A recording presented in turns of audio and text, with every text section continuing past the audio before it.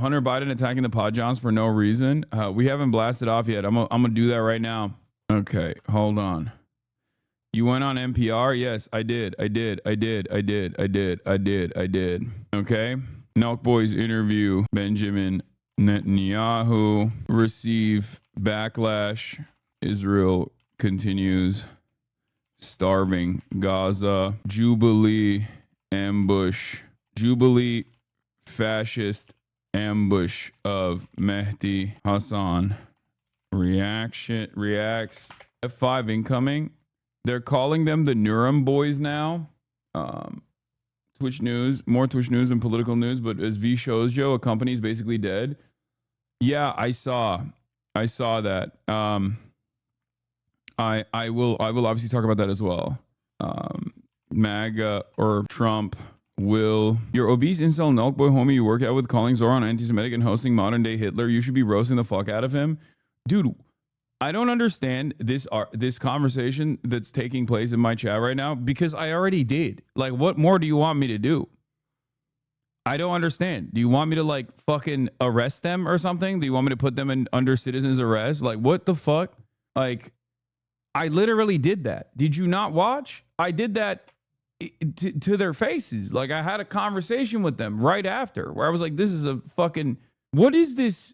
What is this, the attitude, this argument, this fucking insane shit that people get mad at me over? I don't get it. Anyway, Nelk Boys interview, and more. Get in now. Okay. People are just like, did you watch the full interview? Will you watch the whole Nelk Boys interview? I will. But what's interesting is like, I didn't have to watch that interview to know that it was a fucking spectacular shit show, right? Because I know that the very reason why that interview is taking place is because they're not going to ask like contentious questions and they're not going to have any follow-ups. And that was my major issue with it, even without seeing the interview. And it's so funny that like, Redditors are so invested in certain narratives. Like, for example, saying that Hassan sucks, Hassan is bad at his job, and he's like the worst person that's ever existed. That a lot of the criticism I saw on Reddit was either people going, says you interviewed random Yemeni teenager. Or classic Hassan not watching the subject matter footage and then deciding to debate people on something he hasn't watched. It's like, am I wrong? Was any of the criticisms that I issued incorrect? No, it wasn't. So what the fuck are you guys talking about? Some of these guys unfucking ironically have no capacity to think on their own. Like, it doesn't make any sense. It just does not make any sense whatsoever. And I don't get it. Times of Israel lumped you in with the worst influencers. U.S. podcasters host anti-Semitic influencers after backlash over Netanyahu interview. Myron Gaines, Sneeko, and then like one of these things is not like the others, I think, right? Like, I guess I know if you're Times of Israel and you're like, oh, this guy's an anti-Zionist, but it kind of feels a little crazy that I get added on to the fucking pile. Wait, did they delete that I joined the stream? What the fuck? This does not make any sense. Random, do you have any political stances or opinions that have changed or evolved over the years since the birth of your political commentary career? Yeah. This doesn't matter. Talk about the Gaza starvation and AOC, please, in all caps. First of all, I have been talking about both of those things. And secondly, I think one of these things is not like the other thing as well. Okay? Like, I like that you think your version of drama is more important than this other version of drama. You're like, oh, don't talk about this like drama. Who gives a shit that like a podcast is like doing PR for a war criminal like Benjamin Netanyahu, what that means, what this implies. Don't talk about that. Talk about my own personal pet issue, which is that AOC has betrayed the revolution. Like, stop. I already did talk about that. I already covered that extensively yesterday, including the Nelk Boys thing too. Ay. Okay, we're not even 30. We're just 30 minutes in at this point, and I'm already getting fatigue from chat. Chat fatigue is real. Okay. We got the V Shoujo stuff as well. But we'll get to that too. Off topic, Ozzy Osbourne died. Yeah, I know. I heard. R.I.P. to Ozzy Osbourne.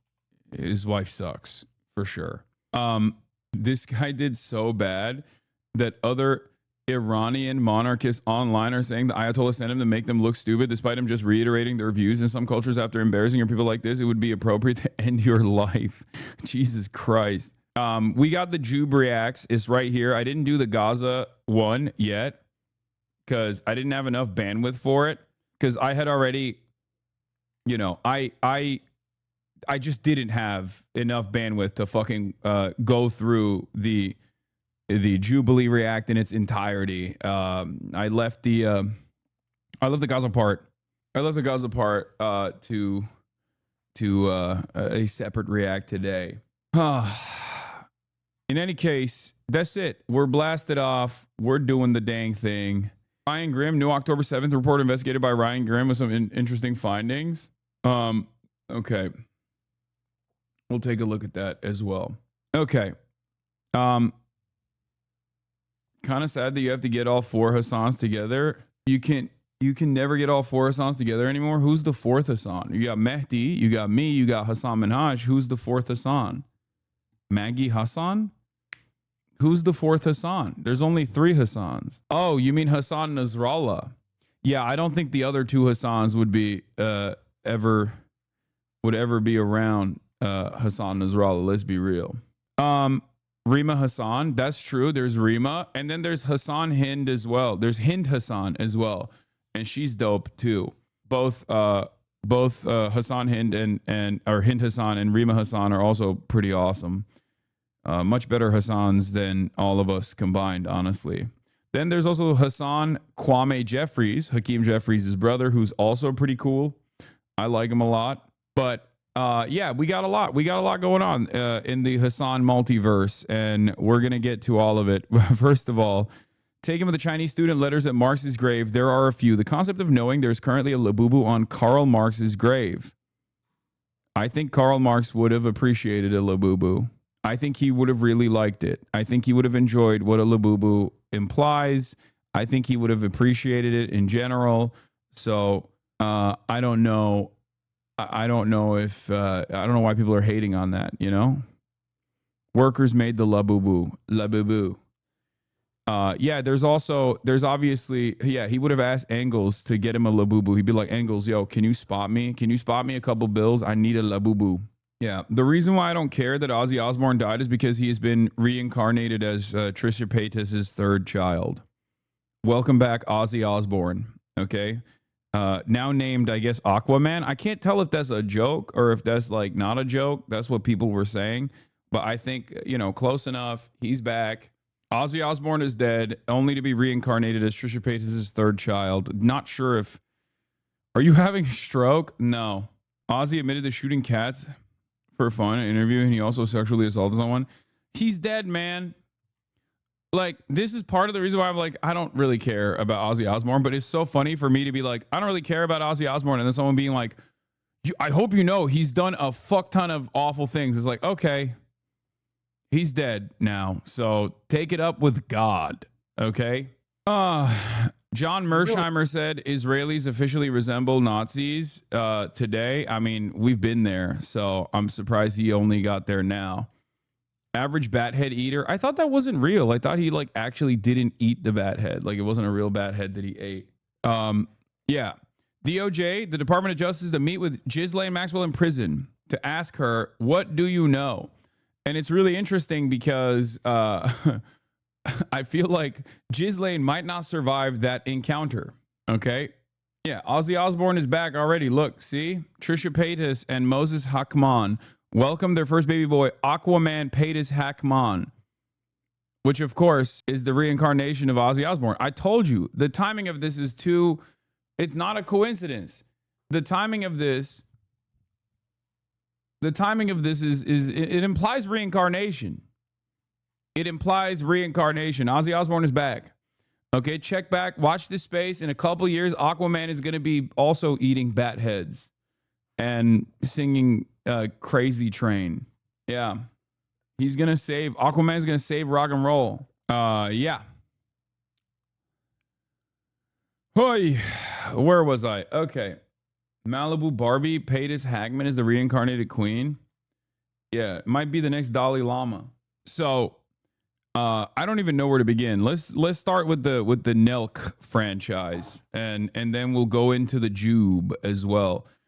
But you should probably start with the Jube, honestly, if you want, unless you want to video game yourself until after the stream is over. Yeah, I mean, there's a lot I want to talk about, but yeah, the Jube, for the record, JubeTube, Jubilee hosted 20 fascists, like self-described, self-identified fascists, and did their surrounded sequence with like 20 fascists. Maybe a couple aren't like actual fascists, but I guess like at that point, if you are around those guys, you might as well also call yourself a fascist. There was like one confused DACA recipient in there, and then like one Iranian magician in there as well.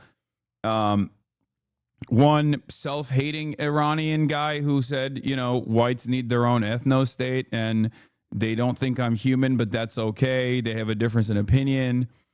Yeah, there was a Mexican DACA recipient who had an epiphany amidst the incredible, open, virile, repulsive white supremacist racism that I saw from any YouTube video. I mean, this shit made this kind of stuff makes like Xbox Live lobbies look tame, especially because this is like the boring kind of racism too. This is like, nah, you don't get it. I'm genuinely invested in this kind of racism, if that makes sense. So, not great. That's all I'm going to say. All I'm going to say is not a great situation overall. Okay? Just not good. Not good at all. Very bad, as a matter of fact. And yeah, Northern Line was glazing you. Oh, I saw this. The Banh Mi's, my king. He was complimenting me eating banh mi's in New York City. Yeah, but he's also 6'3", 185, 9% body fat and natty, bro. Like I'm not on that same wavelength. I'm mostly just on the bike. I like bread. Oh God, Banh Mi's are so good. 185. I wish. The racism to Mehdi continued on after the participants, who was literally a Nazi. Oh yeah, this guy. I didn't go up during the Jubilee debate because Hassan smelled like shit, he says. Except this is perhaps the biggest self-own of all time, especially considering that this motherfucker literally traveled all the way to California to do a goddamn Jubilee stream surrounded by other Nazis, and he was too much of a pussy to go up on stage.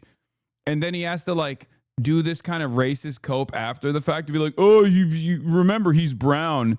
He smelled bad. And he's got the Burger King like hat, t-shirt too. That shirt is the guy that said the N-word that wore the Burger King crown on the plane.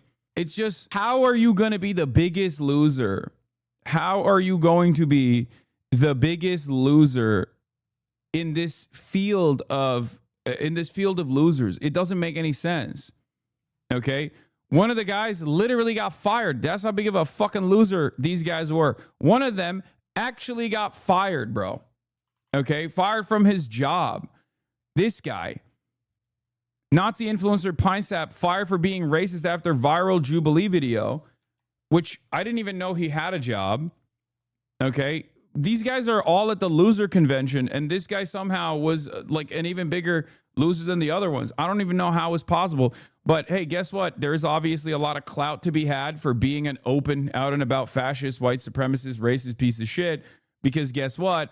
Apparently, he has a fired for my political beliefs give, send, go account, which is now at $30,000. He made 30 grand. America is in a deep, dark cesspit, dude. I don't know how to contend with this. I don't know how to deal with this. I'm telling you right now, we're in a scary place, bro. We are in a bad place. These motherfuckers will literally fundraise off of being racist. It is probably not a good thing, okay? It is probably not a good thing that...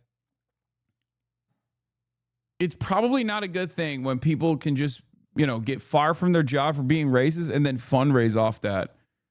Like, you're basically making money for being just openly racist. I don't know if that's like sustainable. Like, this is a country that went to the moon. What are we doing? Actually, I mean, we went to the moon, man. How is that possible? Like the USSR was literally stealing our lunch money on the space race, and we just went to the fucking moon. And look at us now. We were at the peak of innovation. Okay, this was the country that was the recipient of the brain drain. People from all around the world would come here for prosperity, and now all of that mental fortitude, all of that collective might goes to inventing new ways of, I guess, like inventing new ways of being racist and making money off of being a fucking white supremacist. Like, this shit's sad, dude. How do you look at this goddamn country and think like, nah, things are good, actually. This is good. I don't understand. I do not understand.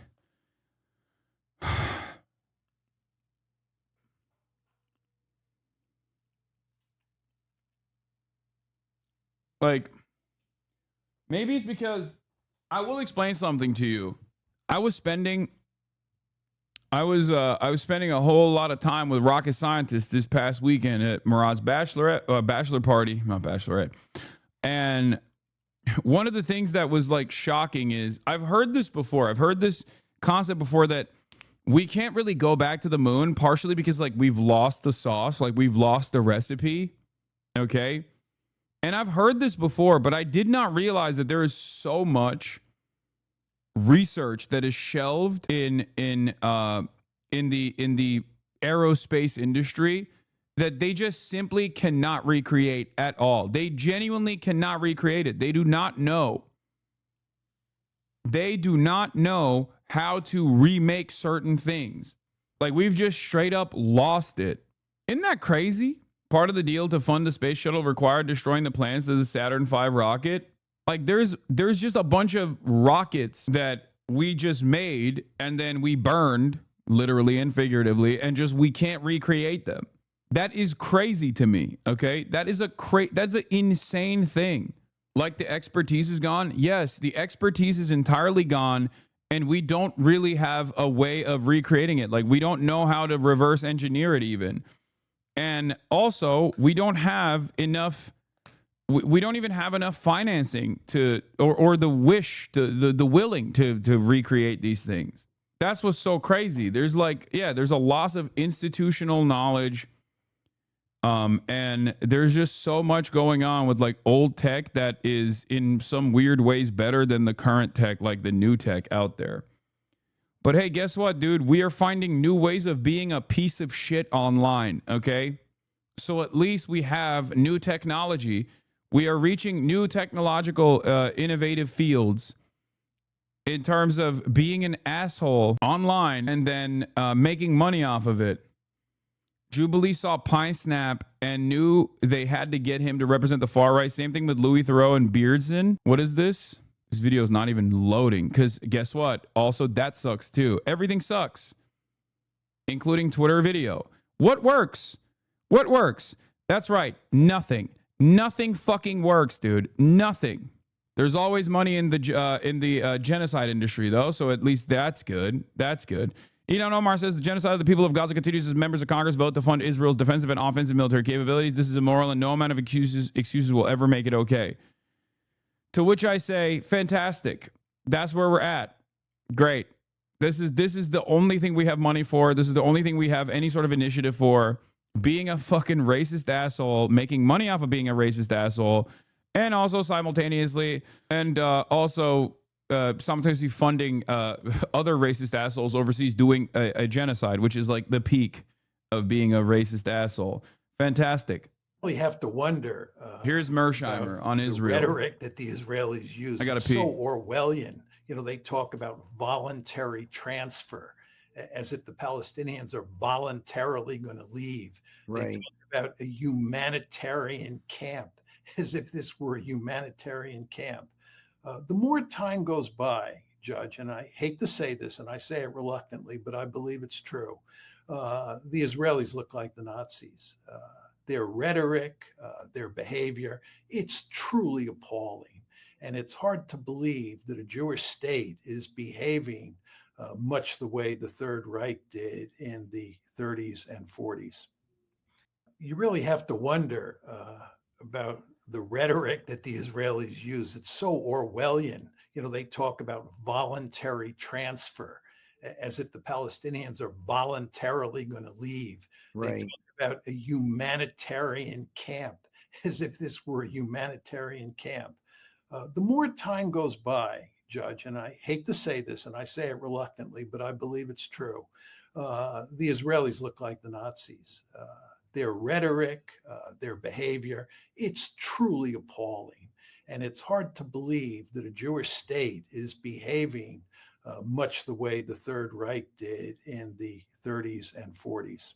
Adam, you did a good job reacting to the Nelk boys. Yeah, except people are too busy. Hold up, you made it to the Reddit vanilla front page?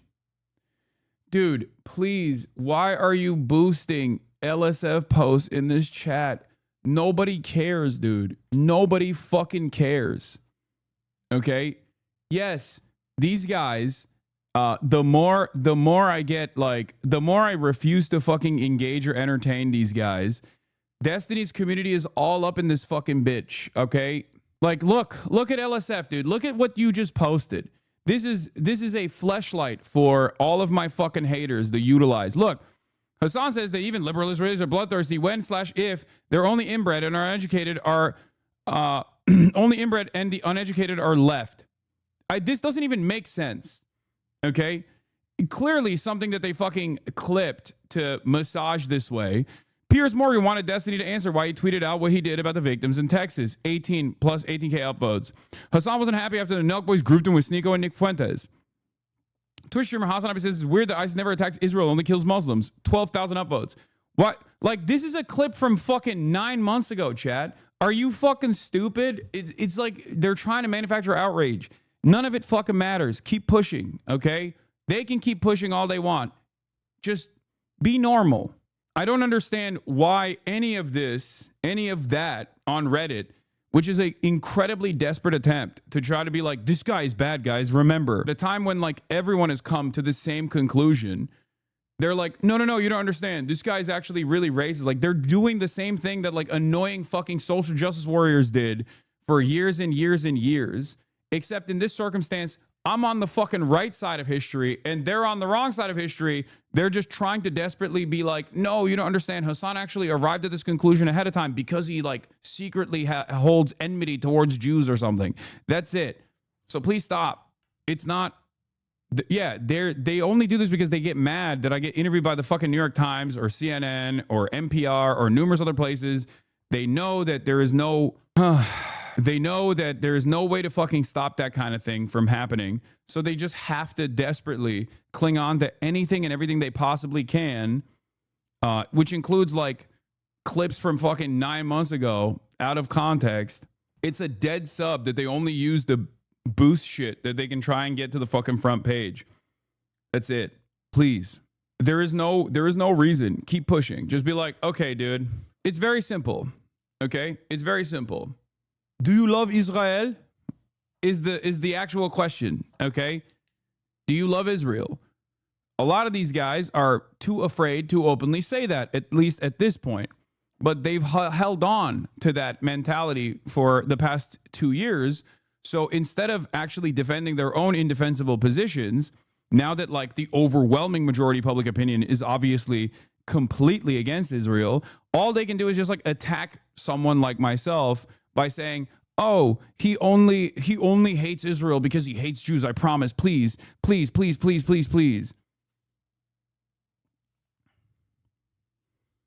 They have no other space where they can just like pollute the airwaves with this shit. It's only Reddit.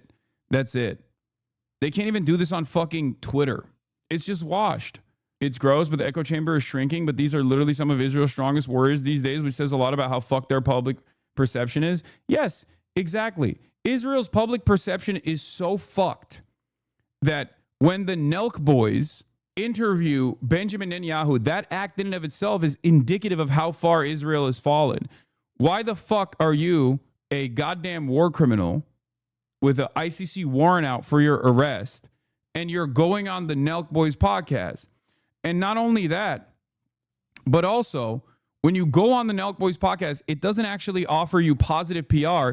It just ends up collapsing the PR for the Nelk boys, because that's the reality here. Because like Nelk boys interview Benjamin Netanyahu, right?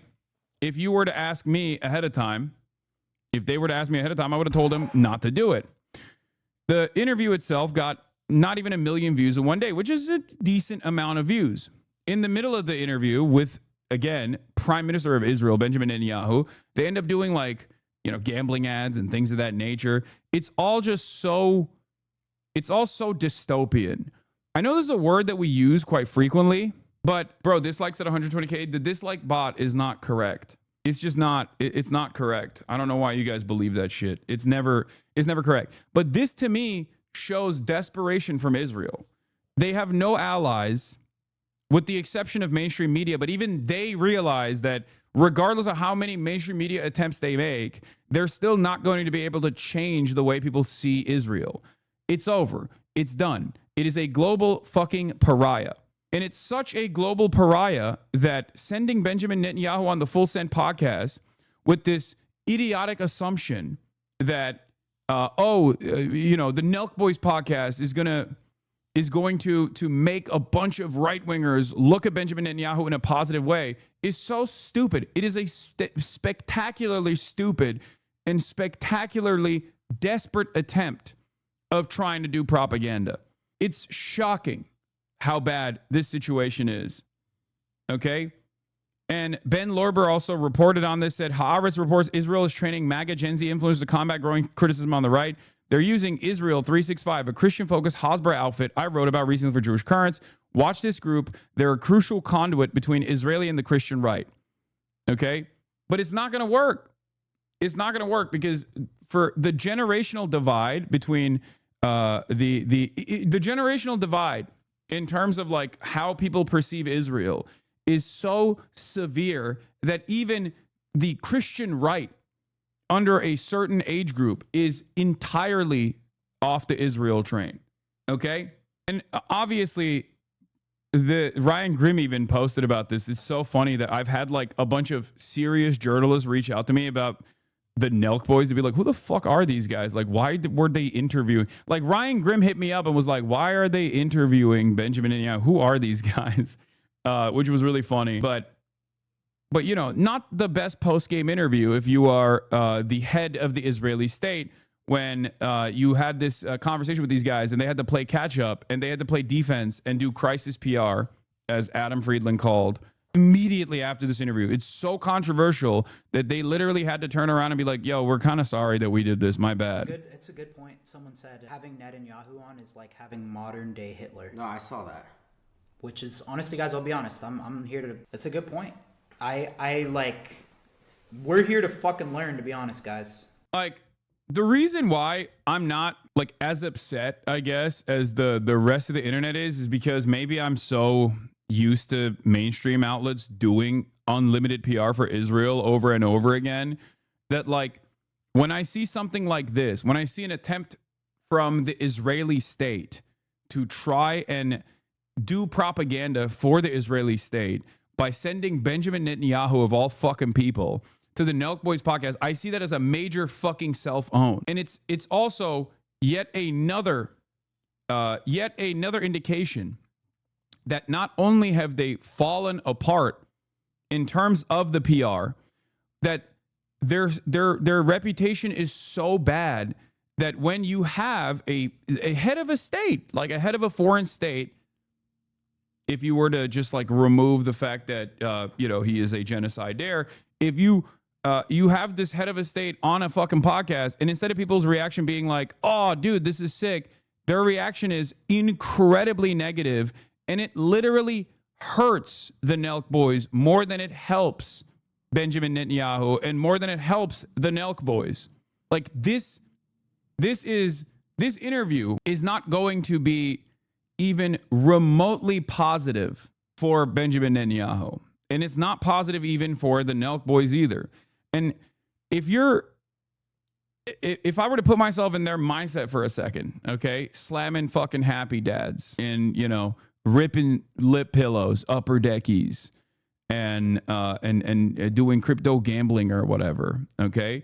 And I've already interviewed Donald Trump multiple times. I've been on his plane, Air Force One, Trump Force One, and I've interviewed Elon Musk. Like, I've interviewed people that other people have considered villains.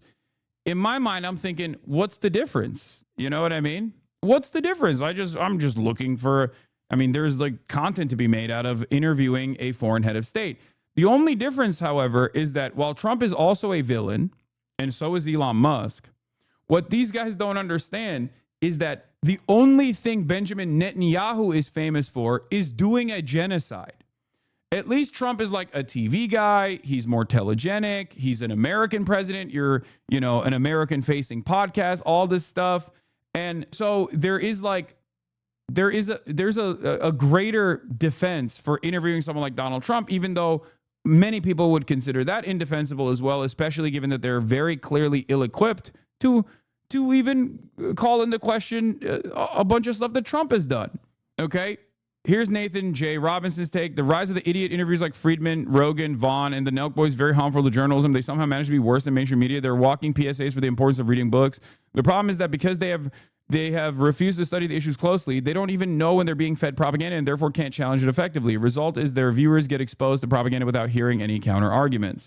Except I'm not in the same mindset as Nathan J. Robinson, because I don't think this is like as damaging to the discourse. I think the very fact that this interview took place is more newsworthy than any number of different things that this interview allowed Benjamin Netanyahu to do.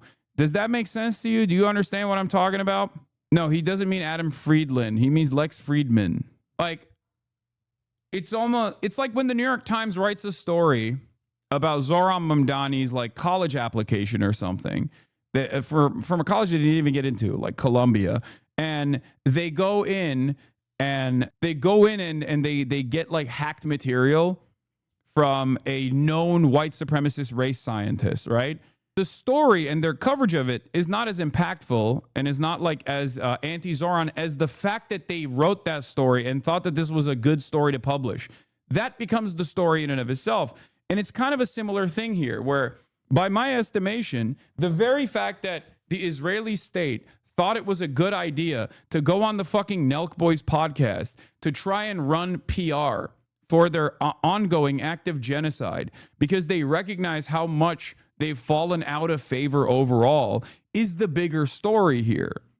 The bigger story here is the desperation for the Israeli state and also the reception, the broad reception from the internet towards the Nelk Boys, who obviously have been, even in right-wing circles, but like right-wing circles, left-wing circles, like obviously people have had their minds made on these guys to begin with, right?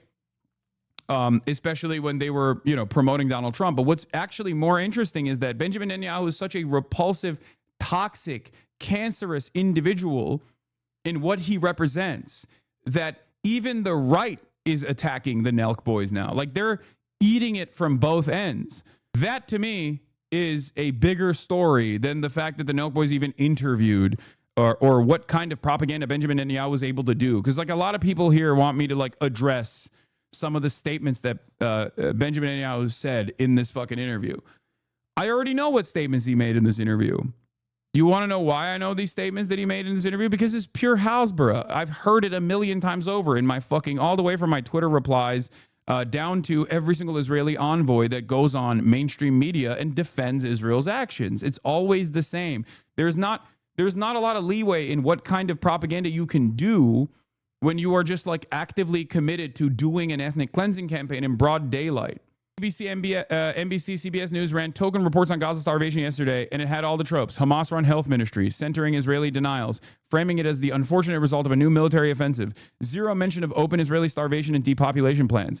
It's important whenever news orgs telephoto shoots of thousands of clearly emaciated people scrambling for food and dozens of images of people being shot or dead to mention the particulars is coming from the Hamas-run health ministry, so we can just ignore everything we're watching. Israeli leaders, including Netanyahu, openly talk about depopulating Gaza. They mock up AI videos showing what it would look like. Every single human rights org says it's textbook ethnic cleansing, yet the U.S. media continues to act like starvation is the unfortunate byproduct of a war. This is bullshit. And my point is, like, credible, reputable mainstream institutions unironically do a similar type of propaganda to what the Nelk boys did, but with Benjamin Netanyahu. Of course, they probably would be a little bit more contentious with Netanyahu than the Nelk boys were capable of being. What I mean by this is, of course, is that they would at least have like to lend some credibility to themselves by asking like a couple questions or maybe a couple follow-ups to Benjamin Netanyahu. But as someone who has watched a lot of Benjamin Netanyahu interviews, let me tell you, okay, it wouldn't be all that different from the Nelk boys. Like, sure, they wouldn't ask them about like whether he prefers Burger King or McDonald's or whatever. I will also make one more statement about how many of these like both sides fucking morons out there have been trying to actively use my commentary against the Nelk boys on this process to say, oh, says you would ask Benjamin Netanyahu if he watches One Piece. No, I wouldn't. You want to know why I wouldn't? Because, as I've said before, one, I didn't even interview a member of Ansar Allah. I interviewed a random Yemeni teenager who I thought was a part of the Ansar Allah movement. But even if he was a part of the Ansar Allah movement, I would have had a more positive interview with him than I would with Benjamin Netanyahu. Because Benjamin Netanyahu is a genocidaire. Ansar Allah, on the other hand, is responding to the genocide that Israel is committing against the Palestinian population. You know, I don't do this like weird neutralization, this weird moralizing. I don't do this like cowardly, both sides are actually kind of bad. No, there is no both sides in a fucking genocide. The responsible party here is obviously the Israeli prime minister. If you can't hold Benjamin Netanyahu to a different standard, it's like we go back to the same like Nazi denialism of like, who's actually a real Nazi? Is Adolf Hitler a real Nazi? If you can't even fucking point the finger of blame at Adolf Hitler for the crime of the Holocaust, then who are you supposed to point it to? There is no fucking both sides.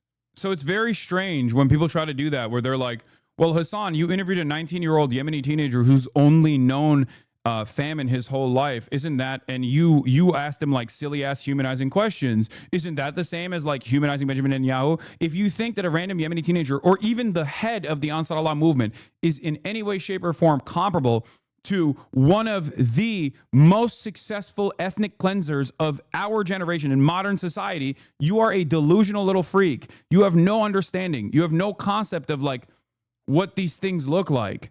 You are comparing two children at kindergarten fighting one another to a serial killer rapist. You are not a serious person. Okay? That's it. Don't make this fucking idiotic both sides comparisons. Like, there is no both sides between a murder victim and a person who is whose entire family's been slaughtered and the guy who's doing the murder. Ridiculous. Do you know how much money the leaders of Hamas steal?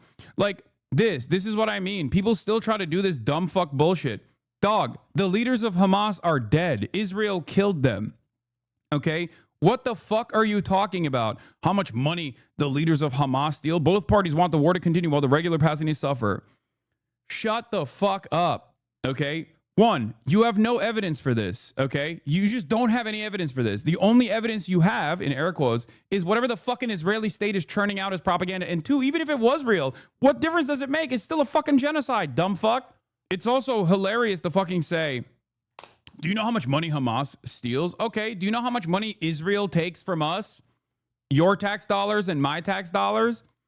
It's to the tune of billions. I would rather fucking give that money directly to Hamas so they can fucking at least fund some semblance of a civil governance program in the Gaza Strip than fucking Israel so they can use it to melt Palestinian children every day. Shut the fuck up. What money? What leaders? They're all dead. Oh my God. And even if it was real, even if it was real, even if this is like, oh, Hamas is like stealing all the fucking aid or all the resources, like, okay, then stop the genocide and then we can deal with that. Okay? It's so strange that like people still think this is a claim that holds any weight, especially when matched with the magnitude's worse violence of ethnic cleansing. You know? None of this makes sense. And yet people still do it, where people are like, well, Hamas is stealing money. What are they doing with the money? Where are they going with the money? They can't escape the Gaza Strip. What can they possibly do with this money? Is there a secret merchant in the tunnel systems that they can go to purchase weapons or something? Are they buying Labubus? Did Hamas buy the 24-karat gold Labubu? Is that what you think is going on? What could they be doing with the money? Every single thing in the Gaza Strip is destroyed. Yeah, what are you buying? What are you selling? That's what That's what's going on. There's a Resident Evil merchant in the fucking tunnel system, okay? And he's just like giving them weapons. Can you say we've laundered the labubu in your Palestinian accent? No, I can't. All right, let's continue. Here. This is fucking nuts. This dude. is so crazy. We are so not qualified to do this. No, this is That's what's interesting about this. We're just not. We just should not be doing this. well, we're too far too gone. Here we have the Prime Minister of Israel. What? This is definitely going to be clipped out of context. I'm sure somebody already posted you saying give American tax dollars to Hamas. I hate weird people. No, I don't. That's not out of context. I'm saying I would rather have my tax dollars go to Hamas that ends up literally rebuilding the civil governance affairs of the Gaza Strip than to fund the ethnic cleansing of the Palestinian population. What do you think humanitarian aid? How do you think humanitarian aid works? That's how it works. I would rather it go to UNRWA. I would rather it go to the Palestinian population. The Gaza Strip is still, at this stage, controlled by Hamas and its civil governance division. I don't care if people get mad at that. It's like whenever I say, when I say it's not even comparable, okay, that Israel is magnitudes worse than Hamas ever could be, that Israel is a significantly more evil entity than Hamas ever could be. People go, oh, dude, that's going to hurt people's feelings if you say that. It's just the truth. Address the argument. Explain to me why I'm wrong. Benjamin Netanyahu. He's about to walk into the podcast right now. This is probably one of the most, if not the most controversial podcast we For sure the most have we've ever done. Yeah, 100%. Maybe not the most controversial we'll ever do. You're not the center of the world. I agree. I don't think so. I'm not the one who's centering myself in this. Chatters are, and I'm addressing their concerns. Maybe not. But Maybe it, though. I mean, this issue is just like, and by the way, I want to say too, I'm not claiming to be an expert on this issue or anything like that. I'm kind of just probably like a lot of you guys that, you know, you read stuff online. And I feel like on the internet now too, it's like, you don't even know what's real anymore. Like you read shit and it's like, you see a headline and it's like, is this true? Is this not true? So I see so much. Imagine if the story was Jewish people stealing money to buy arms to resist the Reich. We'd call them heroes. I mean, there are stories like that. The Jewish partisans did that. They literally intercepted railroads and sabotaged supply lines. Of course they did. And they had every right to do so. And they are hailed as heroes in Israeli history, ironically enough. The only difference here is that the people that are doing it are brown and scary. Shut the fuck up, you ignorant piece of shit. How do you interview someone not knowing what they've done, especially when they're televised every single day? They misrepresented to you the intro yesterday. Anyway, yeah, this is like they're starting off talking about how ill-equipped they are to have this conversation. And then they have this fucking demon sit down to see this thing, right? Yeah. Prime Minister Netanyahu with us. He's like, hello, I'm here to have slam some brewskis, you know? Fuck bitches, get money. Hello, Nelk boys. I'm here to talk to you about Israel and how we must defend Israel. I love doing upper deckies. My fellow Nelks. Today we're here in the Blair House. Yep. Right? Is this the White House grounds? Close. Close. It's the sort of the official guest house of the United States. How have you seen like the White House and stuff? Like how has it evolved over the years, over the times of you visiting it? I've met quite a few of the American presidents because I've been in office pretty long time. Hassan, you're a terrorist, but at least you're good looking. Thank you for saying that, I guess. Like, not because we don't have elections, but because I want to I'm gonna terrorize your pussy. I think there's never been a friend like Donald Trump in the White House for Israel. I think he's a remarkable leader. I think he's changing history. He said he'll make America great again. He's already done it. You know, America is widely admired now around the world, and especially after our joint operation against this regime that wanted to, you know, chance with this death bomb to ass America, dick. death to Israel. Well, I think together we've shown the world a different face of America. Very powerful, very directed, very resolute. You guys are very tight, right? Would you call it a bromance? Well, you might. I mean, we've known each other several decades, and you know, I really like him. What do you like? Yeah, this is bro. This is, oh God, this is so bad. It's just so fucking bad. He's like, yeah, I love Donald Trump. We have such a good relationship. We also love slamming happy dads together. We love slamming happy dads together on the Nelk Boys podcast. I can't wait. I can't wait to do it together. I don't even know if I could watch this whole thing. Okay. I just like, it's most about him? You know, if you meet him close up, and Sarah and I have had this. I've never seen you watch Benjamin Netanyahu speak for an extended period of time. You've never been able to do it. I can't do it because he's such a fucking monstrous piece of shit. But then also on top of that, he is just so uncharismatic. He has no good qualities. He is basically America's fall guy here. Opportunities many times, including last night in a great dinner we had at the White House. First of all, Donald Trump can be very funny. Of course. He can be very funny. He can Especially off camera, right? He can absolutely. He can split you sort of sit there and you start guffawing because it's so funny. And also, I'll tell you something else. That Sarah, who's a psychologist, and psychologists, psychologists. Of course. They look at people. They identify very quickly with that. You know what she said to me about Donald Trump? She said he's a good person. He has a good heart. He wants to do good. And that is something that I think that. Yeah, this is him. Remember, he's playing to the audience, okay? He is hyping up his closeness to Donald Trump, a figure that the Nelk Boys audience obviously likes. Remember, Benjamin Netanyahu is a fucking demon, but also he is a very successful propagandist. This motherfucker's been the leader of Israel for decades at this point, okay? So understand something here. Like, every single thing that he's saying and the very fact that he's doing this interview is calculated. And as I described to the Nelk Boys yesterday, the reason why he's doing this interview with the Nelk Boys when he won't do this interview with Haaretz or any number of different Israeli outlets, including Israeli outlets that are literally promotional to him, because Benjamin Netanyahu notoriously does not speak to Israeli outlets, okay? He barely does interviews with American outlets. So why is he offering an hour and 13 minutes to the Nelk Boys? This is a question everyone should be asking, okay? And it's precisely what I told the Nelk Boys, is because he knows that this is not going to be contentious. He knows that they're going to ask a couple questions and never push back with accurate information. That's the whole point. Now, of course, it's still a failure from the Israeli perspective, because I think these guys do not understand how Israel is viewed and how especially Benjamin Netanyahu is viewed, because Benjamin Netanyahu himself is not even fucking liked by liberal Zionists at this point, okay? Everybody sees him as an off-ramp. Even if you want to launder the reputation of Israel, you still have to say, well, it's Bibi's war. It's Benjamin Netanyahu's war. It's Benjamin Netanyahu's doing. So, like, there are only a handful of people that actually like Satan incarnate here, okay? And that's it. So you are not going to get anyone. You're not going to win any favors here. You can say what you want about Netanyahu, but he's quite a savvy politician. He knows what you need to suck Trump's penis to get whatever he wants, and he's doing that here.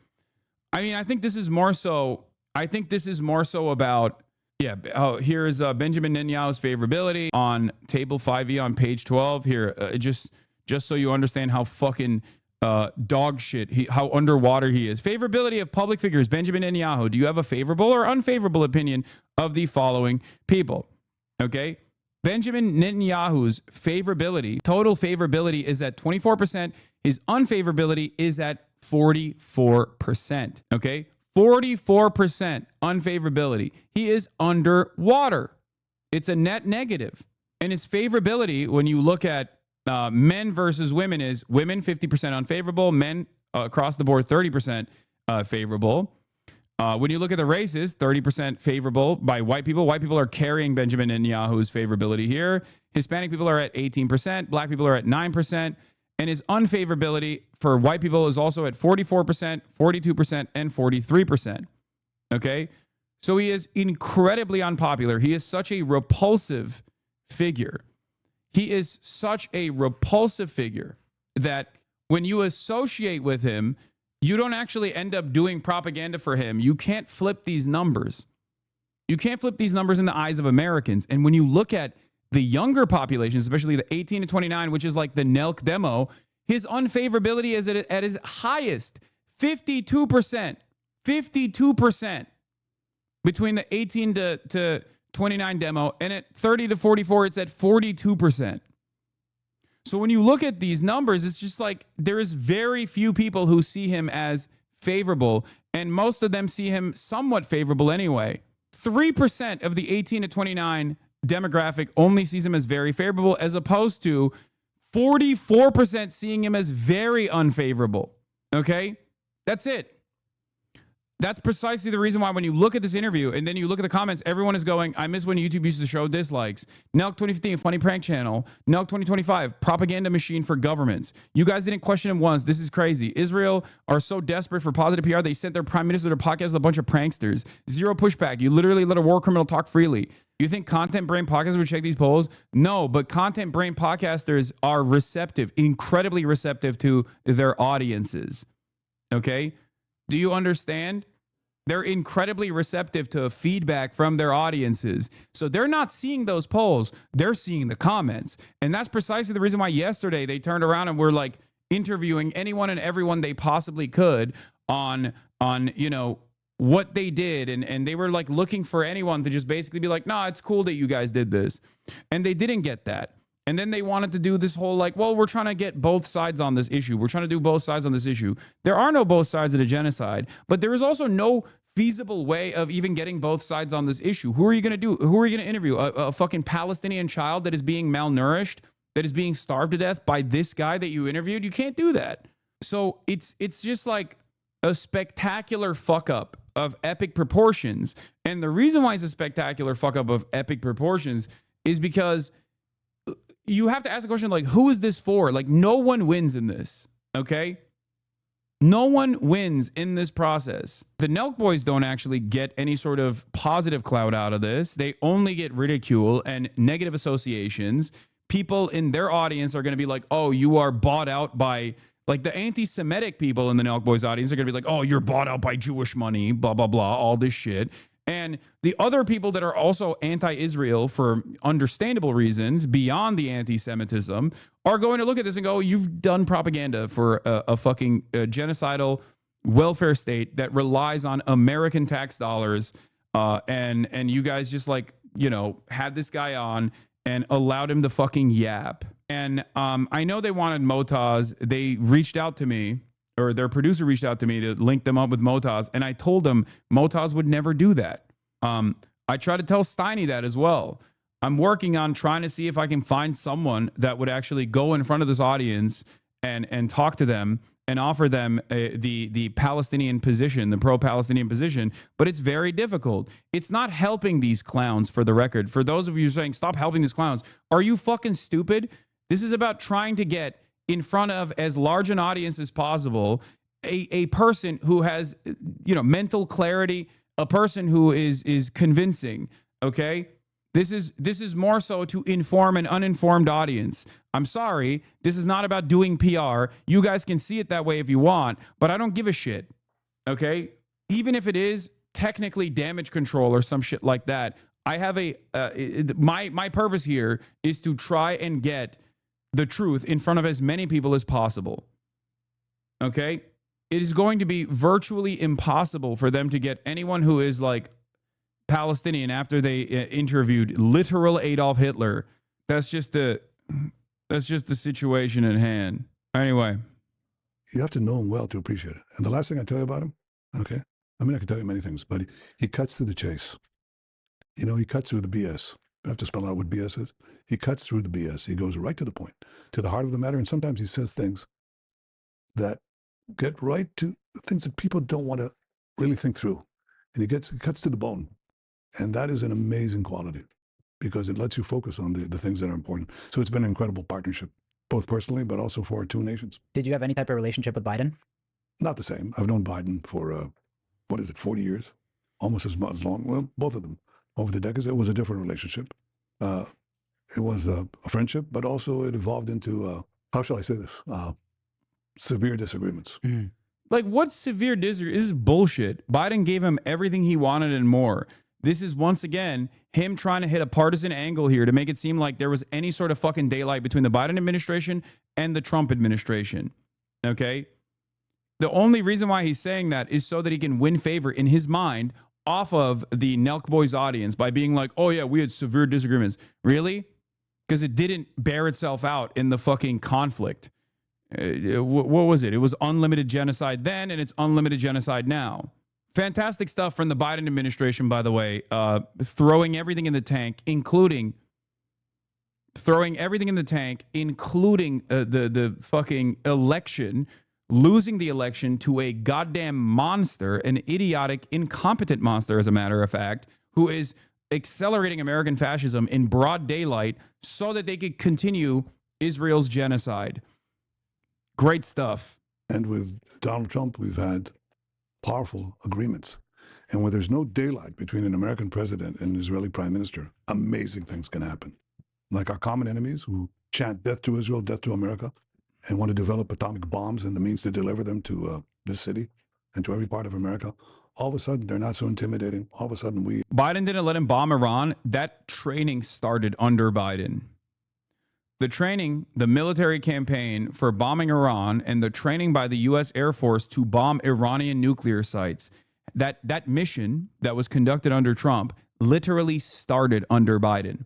So, but of course, this is precisely the reason why Benjamin Netanyahu is never going to come to someone like myself, okay, and have a conversation like this with someone like myself, which was what the Nelk boys were asking as well to me yesterday. And I was like, there's obviously a difference between you and me in terms of like interviewing someone like Benjamin Netanyahu. There's a reason why he would never do this. There's a reason why he's doing the Nelk Boys podcast instead.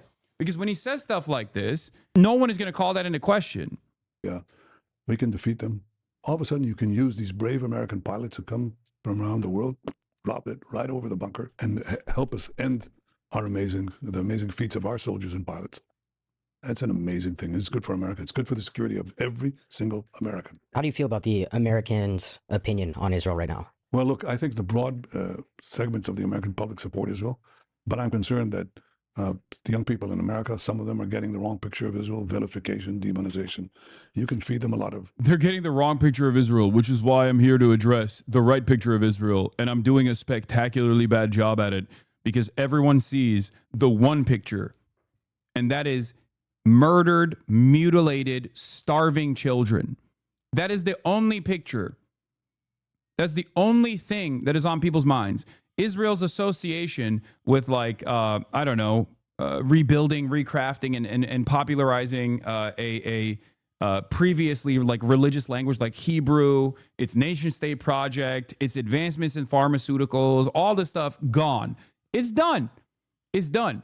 You are a cartoonishly evil Nazi country that is doing a child holocaust in broad daylight, in real time. Of course it's going to breed enmity.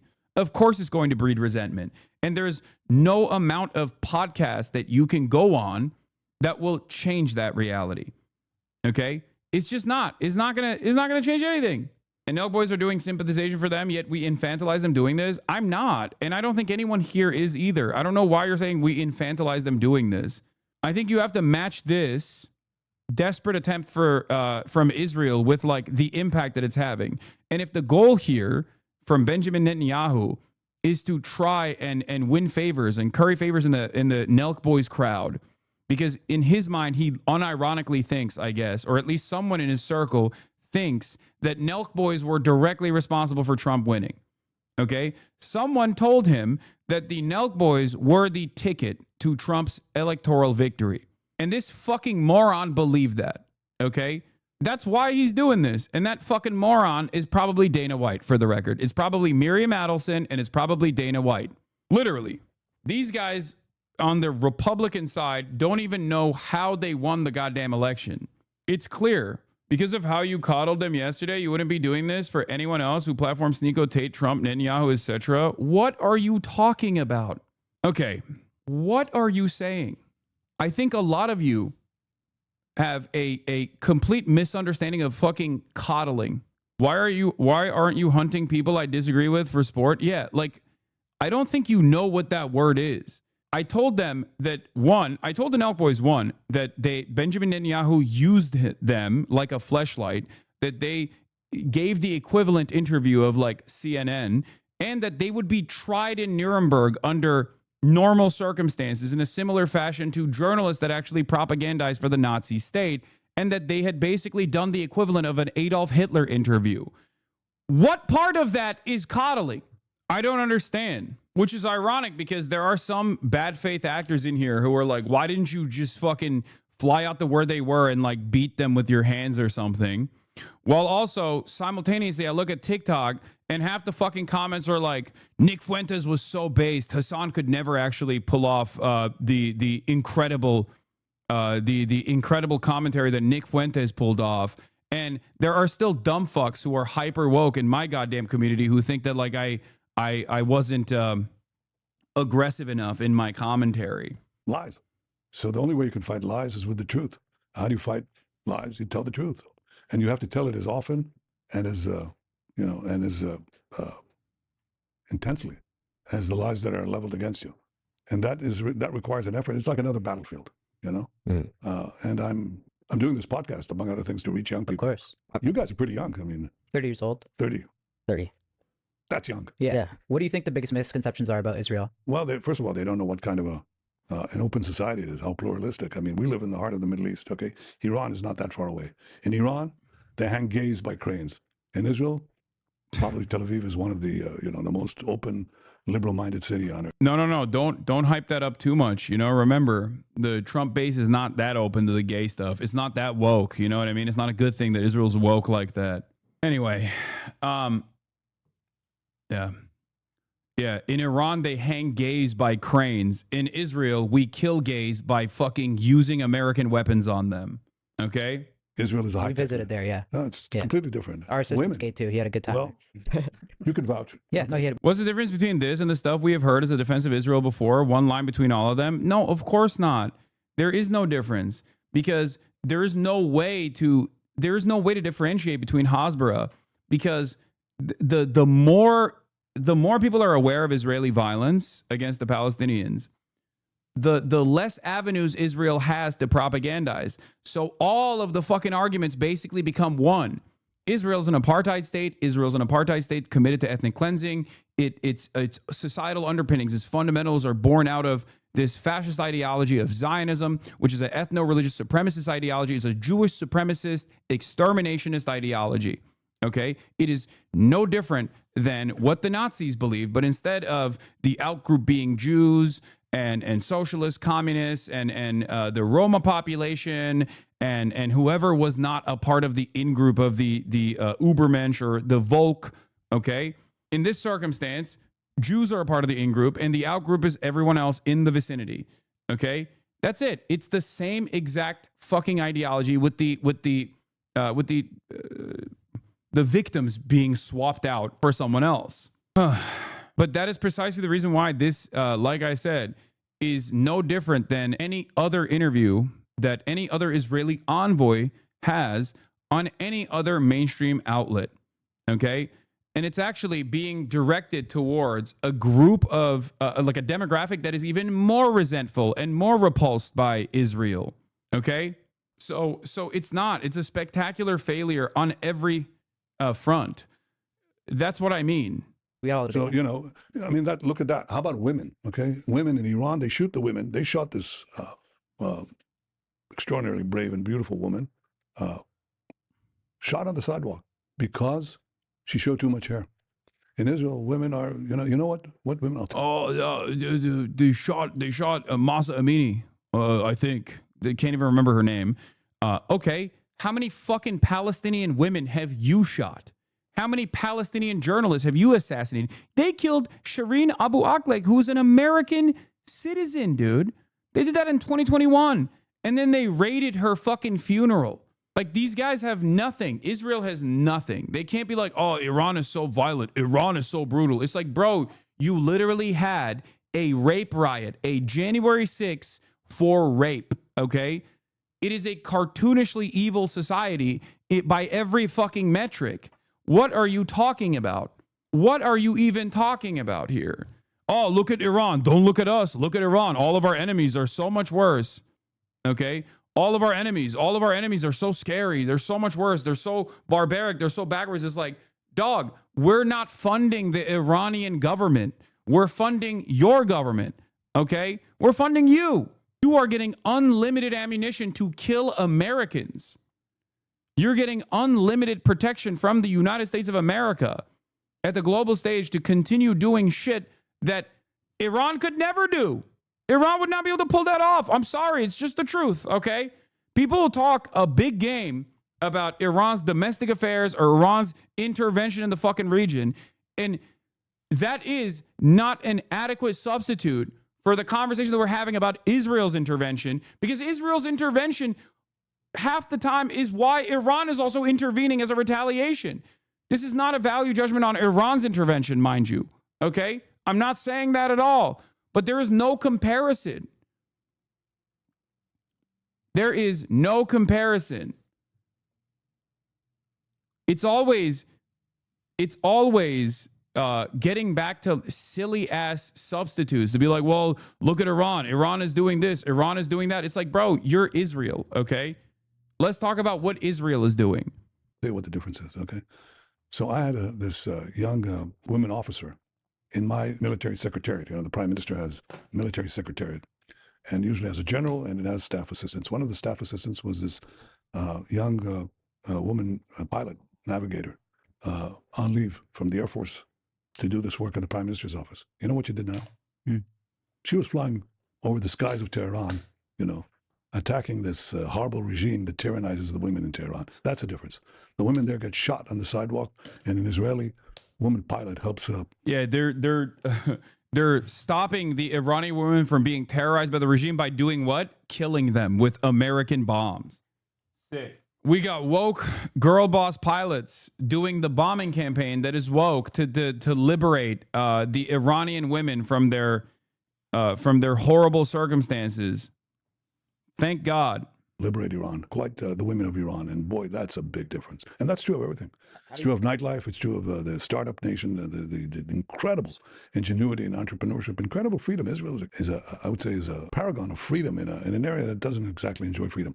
And to have young Americans march and support these mass rapists, these people who beheaded men, who burned. Once again, mass rapists. I don't know if you're talking about Israel, because you should be talking about Israel, because Israel had a policy where they tried to prosecute at 6 of the concentration camp guards at Sidi Taman prison, okay? It is a concentration camp where they would pack up Palestinians from the Gaza Strip and then ship them off into this concentration camp, okay? 6 of the concentration camp guards were caught on camera, on CCTV footage, raping the Palestinian prisoners to death. Okay? Raping them to death. The Israeli government knew that there was an ICC prosecution being conducted into war crimes. So they wanted to use the principle of complementarity to defend themselves as a shield, to be like, see, we're actually investigating ourselves and we won't find any wrongdoing, but we're investigating ourselves nonetheless. So you can't investigate us, because that's how international organs of justice work. International organs of justice can only investigate and prosecute you for war crimes if you are not sufficiently dealing with the war crimes that you are committing. So knowing that, they literally, knowing that there was a UN report coming out on sexual violence that the Israeli state was committing to, was committing against the Palestinians, that they tried to at least prosecute some of these rapists, okay? What happened? Israeli society got out and did a pro-rape riot, and they forcibly released all of the concentration camp guards that had done a rape. They literally had a pro-rape January 6th. They were armed, and they forcibly released these concentration camp guards. There was an emergency session in the Israeli Knesset where one of Benjamin Netanyahu's own party members unironically said that their concentration camp guards had a right to rape Palestinians. They had a right to rape them. That's what he said. This is all on camera. It sounds made up because it's so insane, but it's not made up at all. It is literally on camera. Many people, obviously, are completely oblivious to this fucking reality because Western media does not cover it. And the reason why Western media does not cover it is because if Western media did cover it, the Israeli approval ratings that are already incredibly fucking low would be so goddamn low that people would be demanding military intervention. If your parents knew what you knew about what goes on in Israel, they would be demanding military intervention. They'd be like, we have to invade. We have to invade Israel with our military force to put an end to this fucking madness. Okay? Western media understands this reality, which is why they literally outflank Israeli publications when it comes to covering all of the fucking madness and all of the violence that unfolds in Israel. Okay? That is precisely the reason why, like Haaretz or even Ynet, which is a right-wing institution, it's a right-wing outlet, it's a right-wing Israeli newspaper, has better coverage on all of the affairs of the military and the misconduct in the military than fucking the New York Times does. Because the New York Times has the New York Times understands its readership and does not want its readership to despise Israel. So it cannot accurately convey events that are unfolding in Israel. But I will go even further. Remember, this man in the middle right there is the primary rapist. And at first he went on television to talk about how he had a right to rape the Palestinian prisoners to death. Then he unmasked himself and became a television personality. That's right.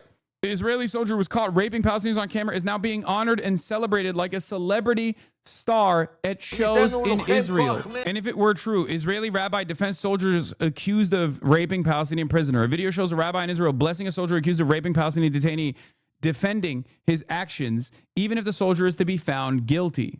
I'm sorry, dog. You can't have your fucking prime minister running around and being like, oh, these guys were fighting are rapists. They're rapist beheaders.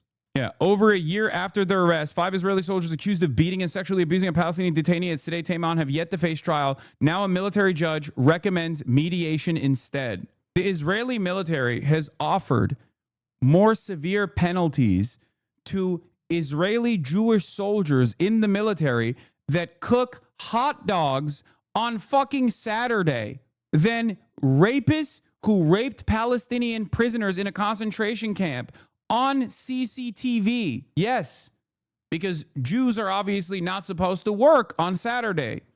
It's Shabbos. So when the Israeli occupying force soldiers actually went to a fucking kitchen and cooked up hot dogs, they got a more severe penalty than these fucking rapists did. This is also precisely the reason why someone like Benjamin Netanyahu is never going to do a fucking interview with someone like myself, obviously. Babies alive. I'm talking about the Hamas monsters. Is that their ideal? They don't know nothing. I mean, they don't know what they're talking about. And I want to bring that truth to them.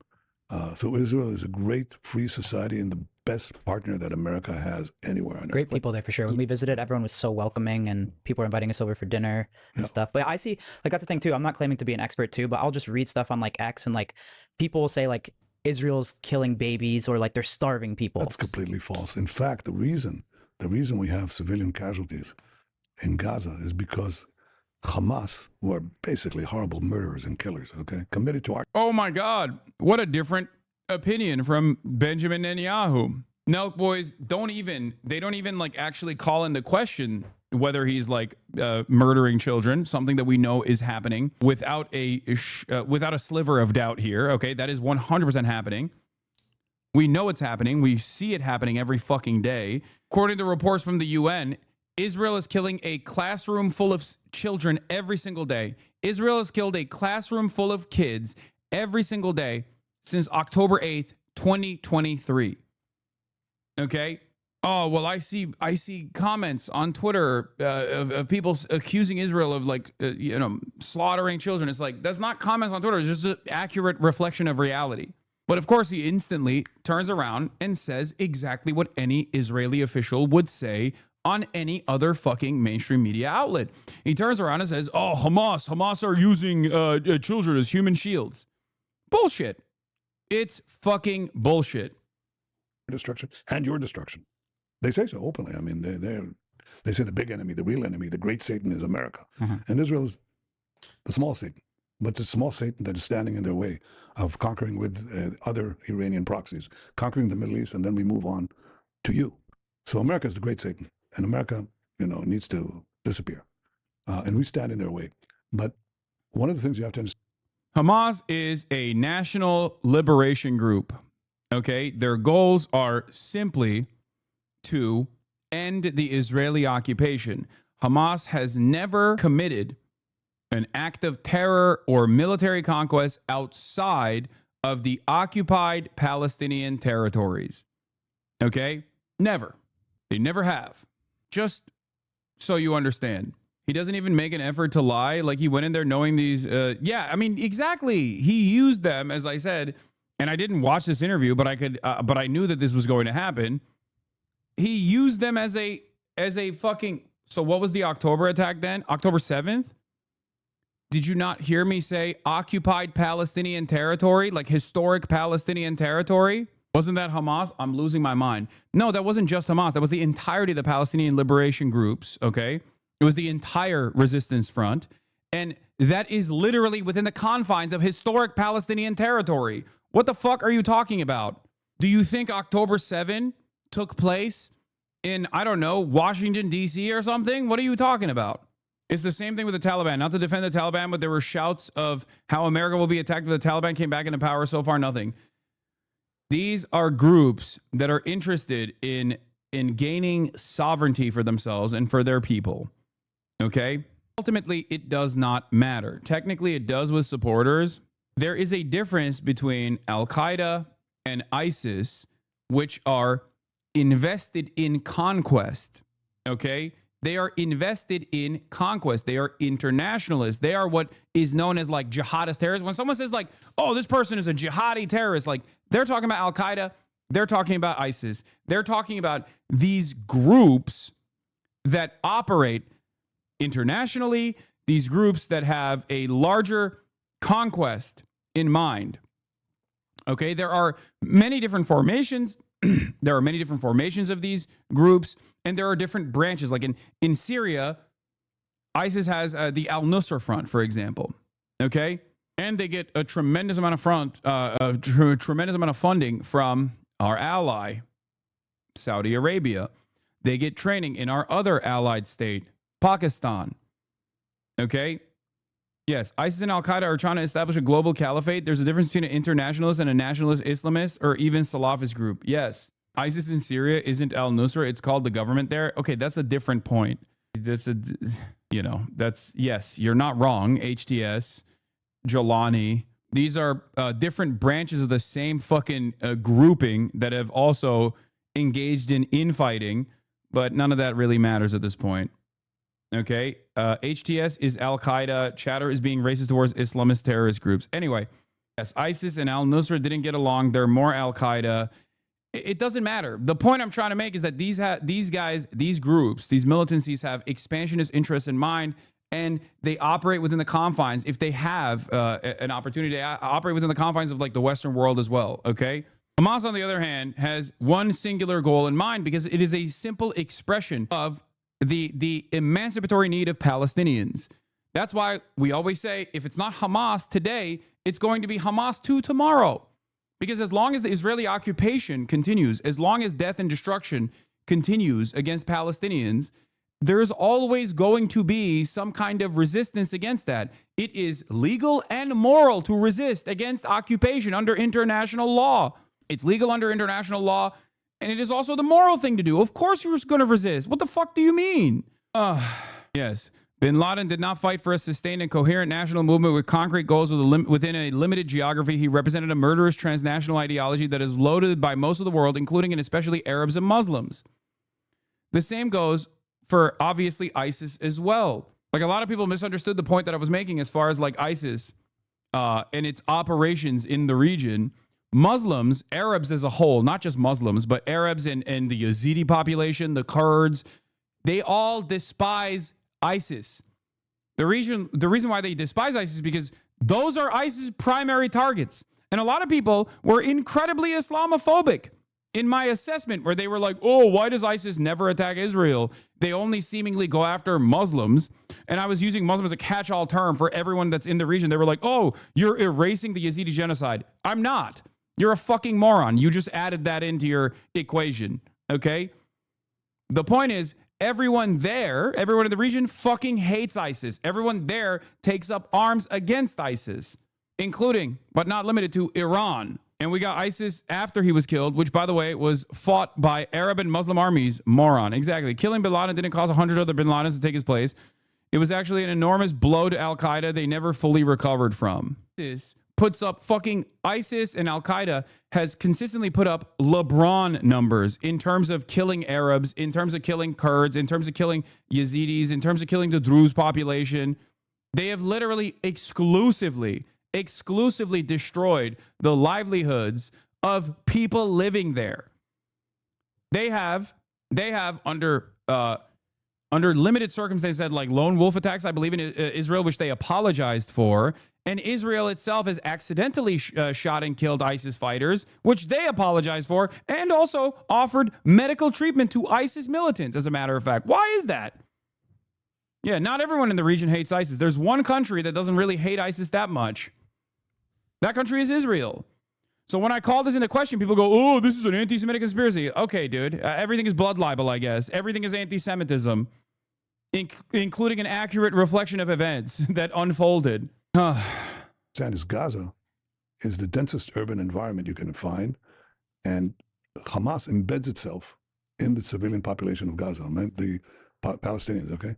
We tell the Palestinians, hey, leave, because after they butchered us and raped our women and beheaded our men and burned our babies, we have to remove this threat. So we come in to take care of the Hamas terrorists. But the Hamas terrorists don't leave the civilian neighborhoods. And we say to the civilians, we call them up because we have their telephone numbers. We say, leave, please leave. We send them leaflets, millions of leaflets, please leave. Dude, you guys are so nice. Oh, the illegal occupation and blockade that you have over an entire 2 million population of indigenous people that you have literally pushed into this strip, which is one of the most densely populated open prisons on the fucking planet. You send leaflets before you bomb their homes. That's sick. Yeah, they have their telephone numbers. Exactly. One must call into question how you have the telephone numbers and the population registry of all of these people in this supposedly sovereign state. How is that possible? And if you have this level of intelligence, how have you bombed every single fucking building in the Gaza Strip? Why have you bombed every single building in the Gaza Strip? That's the question. Real confusing. Perhaps it's because this is not a military conquest or a military campaign at all. It is just pure ethnic cleansing. That is the goal here. That's it. This is what happens when you have an entire population, an entire indigenous population under the thumb of brutal military occupation, criminal military occupation.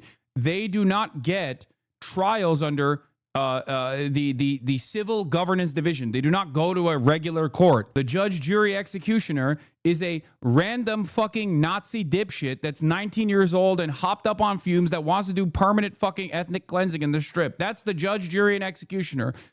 And everyone that is in the crosshairs is an enemy. I don't think the medical assistance thing is really proof. Every country has a responsibility to treat wounded combatants, and every group and country active in the region has treated wounded ISIS fighters. Israel is actively funding ISIS affiliates in Gaza. Though, so you're not far off. Yeah, Israel famously always takes its responsibility of treating wounded combatants so seriously. Like when they treat wounded combatants by fucking killing them in their hospital beds, either by drone fire or by directly dressing up as doctors, entering a West Bank hospital and fucking shooting a militant to death in their hospital bed. One must ask the question why ISIS soldiers get different treatment than anyone that actually resists against the state of Israel. That's the point. Israel is not particularly known for following the rules of combat and the rules of war. We do everything that is possible that no army has done. They want to leave. You know what Hamas does? They shoot them. You say, we want you to... Yeah, that's fucking bullshit. Hamas shoots them. Okay, dude. Like, it's so crazy. It's so crazy to me that, like, Hamas, everything is filmed on the Gaza Strip. Every single thing. And yet, for some reason, there's no footage of this. There's no footage of, like, the Hamas militants lining up Palestinians and just shooting them for the crime of wanting to leave. It's so strange that the only thing we see is Israeli bombs. Israel has 24/7 surveillance. Israel has drones all over the Palestinian civilian population. They're constantly surveilling the Palestinian civilian population. They're constantly assassinating the Palestinian civil population. And yet, for some reason, they just never catch it in the action. Hamas is just like secretly so good at fucking killing Palestinians that are trying to escape. Palestinians are like, please don't let us be human shields. We don't want to be human shields. And then Hamas just like goes, no, you have to be a human shield. We're going to kill you if you don't. Is the only reason ISIS doesn't invade and take over the Gaza Strip the threat of America? What? No, ISIS has tried to operate within the Gaza Strip. Hamas has executed ISIS militants in the Gaza Strip. Hamas and ISIS are in combat with one another. They are belligerents to one another. ISIS has actively tried to take over the Gaza Strip. Hamas has killed them. Hamas has jailed the ISIS militancy. You know what Israel did? Israel released those prisoners from jail in the chaos of the endless bombing campaign and now actively recruit those Hamas militants that were working in the Gaza Strip. It's known as the Popular Front, as a matter of fact. They use Israeli weapons. They use Israeli gear. They get to operate in the red zone in Rafah under an Israeli bunker. That's their command center. His name is Abu Shabab. Drug dealers and ISIS, did I say Hamas militants? Sorry. ISIS affiliates, ISIS combatants have always operated or tried to operate within the Gaza Strip. Hamas has killed them. Okay? Hamas has killed them. Hamas has jailed them. One of the ways that ISIS tries to operate in the Gaza Strip is through illicit drug trafficking. This is how they finance their affairs in the Gaza Strip. Okay? They use the same tunnel systems that Hamas is supposedly gun running through to bring in drugs into the Gaza Strip, Captagon and many others. Okay? But since October 7, as obviously there's no more civil governance affairs in the Strip and it's a complete chaos, a lot of those very same guys that a lot of those ISIS affiliates and ISIS militants have escaped prison and are now working under the banner of Israel. Both are terrorists. Who cares? Hamas bad. Terrorists. Maybe you should just rule the world because you're so smart and right. I love that this is just like a complete fucking, you've given up on making any sort of coherent argument. So you're just like, oh, okay, look at this smart guy. I'm not a particularly smart person. I might be a little bit more knowledgeable than you are on this issue, but it's just so strange that you fucking turn around and you just openly admit, like, I've given up. Huh, look at this smart fucking guy. Actually, wasn't aware October 7th was in the Gaza area and it was considered occupied Palestine. Did my research. My bad for chatting. No, October 7th wasn't in the Gaza area. What are you talking about? It's in the Gaza envelope, which is a part, it's beyond the green line, but that is still occupied, historic occupied Palestinian territory. Israel is technically under historic occupied Palestinian territory. British Mandatory Palestine. Palestinian territory under Ottoman rulership. I'm saying that Hamas has never encouraged like lone wolf attacks outside of occupied territories. Okay? They have never encouraged, like ISIS does, lone wolf attacks in the Western world, for example. They've never done that because their goal is singular. It is the emancipation. It's an end to the occupation. It's an emancipation of the Palestinian people. It is so that the Palestinian people get sovereignty. And the problem here is that seems like a reasonable goal. Okay? That's the reality. The reality is Hamas, regardless of their tactics, regardless of the war crimes that were committed on October 7, have a just goal. And this is a big problem for a lot of Americans because it just like recircuits it fries their brain when they're like, wait a minute. So the people that I'm supposed to think are the bad guys are actually doing something that I think is like a totally honest and just goal. That doesn't make any sense. That's the problem. That's what's so scary for a lot of people. They can't contend with that reality where they're like, everyone has always told me Israel are the good guys. Everyone has always told me that these guys are our allies.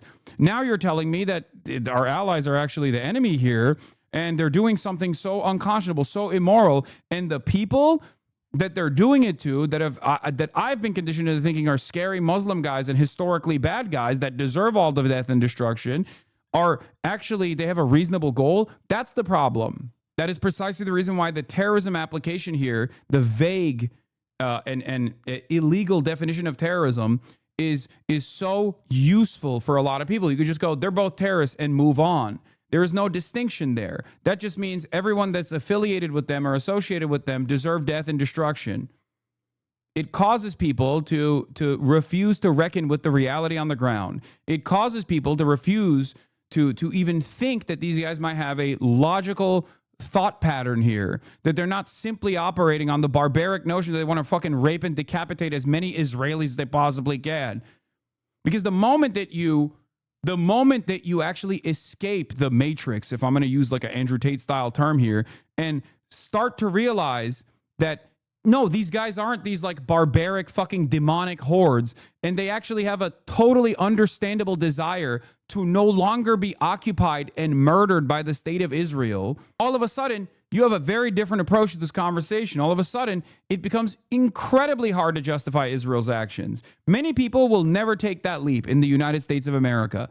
Many people are never going to take that leap. And that's precisely the reason why, because I explain this concept to 35,000, 40,000 people at a fucking time, that the Israeli state sees me as a fucking threat, a massive threat that needs to be eliminated, one that needs to be deplatformed. That's precisely the reason why so many people come in here and say, you're a terrorist, you're a terrorist, you love terrorism, you're a terrorist, you're a terrorist, every fucking day, because they would rather keep saying that instead of reckoning with the reality that Israel is doing a genocide. And understandably, people are going to resist against that genocide. And they not only have the legal right to resist in arms against the Israeli occupation that is criminal, that is illegal, that is doing a genocide, but they also have a moral responsibility to do so. That's it. No Hamas attacks outside of Palestine. Was the global day of jihad a joke to you? Exactly. Exactly. It's just invented. It's like purely fabricated nonsense. So if you're coming in here and you've seen clips or something, and you've watched other people consistently say, oh, Hassan's a terrorist, Hassan's a terrorist, Hassan's a terrorist, just think, okay? Just think for a moment. Take a deep breath and think for a moment. If Hamas's goals are purely emancipatory, and it is to actually liberate the Palestinian population, it is to actually allow Palestinians to have sovereignty and no longer live under the oppressive thumb of the Israeli occupation that is murdering every single Palestinian without any distinction whatsoever. Do you think this contextualization of Hamas's goals and all of the Palestinian resistance goals, which is a unified front, regardless of their ideological differences, regardless of their differences in tactics, don't you feel like you were maybe wrong initially in the way that you approach the subject matter? Because many people understand that Israel's doing a genocide. They see it. They recognize it. Okay? They see that. But then they have no solution to it, where they're like, they're doing a genocide, but I guess every single person has to just sit idly by and take it. Okay? No resistance here, please. Do not resist against an occupational force that has been murdering your family and stealing your homes for 80 fucking years, because God forbid if you do that, you'll be branded a terrorist and you're a scary bad guy. That's it. They don't want you to take that leap. They don't want you to look at this with a logical framework. I don't know how you can follow the news and not think it unless you're totally in the throes of exceptionalism. A lot of people are. A lot of people are in the throes of exceptionalism. That's the problem. Because we want to have civilian casualties, because then they can show it on CNN or all these other networks and so on and claim that Israel is deliberately doing this. We're not deliberately doing anything. We'd like them to leave. And in fact, successively during the war, it's been now a year and a half, they finally do leave, most of them. So we've minimized those casualties. But it's not because we seek to have civilian casualties. It's because Hamas wants them. They're willing to sacrifice their own children, their own families, both because they don't really care for human life, but also because they think it's very good propaganda against us. And if they just let... It's very good propaganda against us. Again, so stupid. It's like, okay, if you know that it's propaganda, if dead children are all... Because that's the only negative consequence of like murdering children from Benjamin Netanyahu's perspective, because he's a truly repulsive, evil man. So he says the only negative byproduct of like murdering Palestinian children is that we look bad. Okay, then don't do it. Don't murder the fucking children. What an incredible way to solve this issue. It's so dumb. Oh, oopsie. I guess I fucking fell into the trap again.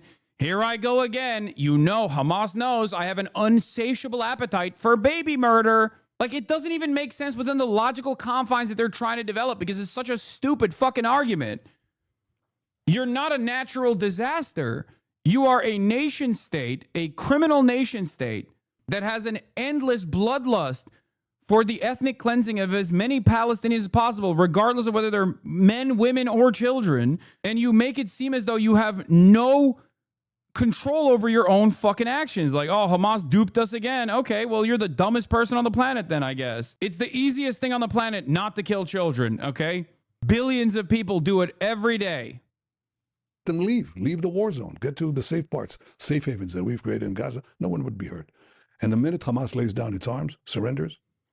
By the way, all of this is bullshit because, like, in Israeli media, they very openly maintain the position that they are invested in the permanent occupation of Gaza and the permanent ethnic cleansing of Gaza. So when he says, oh, we're putting them in safe havens and safe zones, that's bullshit.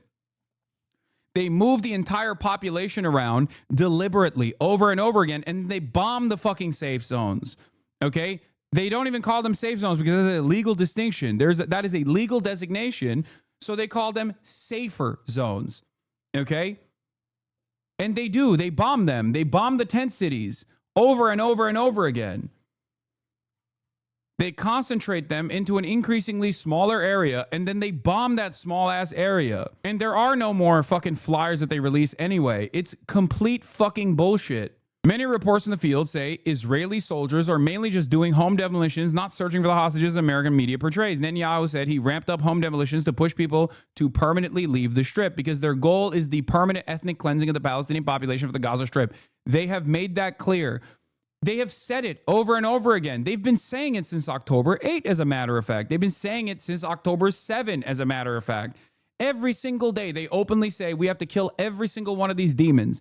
Every single day, there is another Israeli official that's like, we want to do genocide. We are doing genocide. We want to keep doing genocide. We love doing genocide. We love killing Palestinian children. And the American media goes, I can't hear you. What did you say?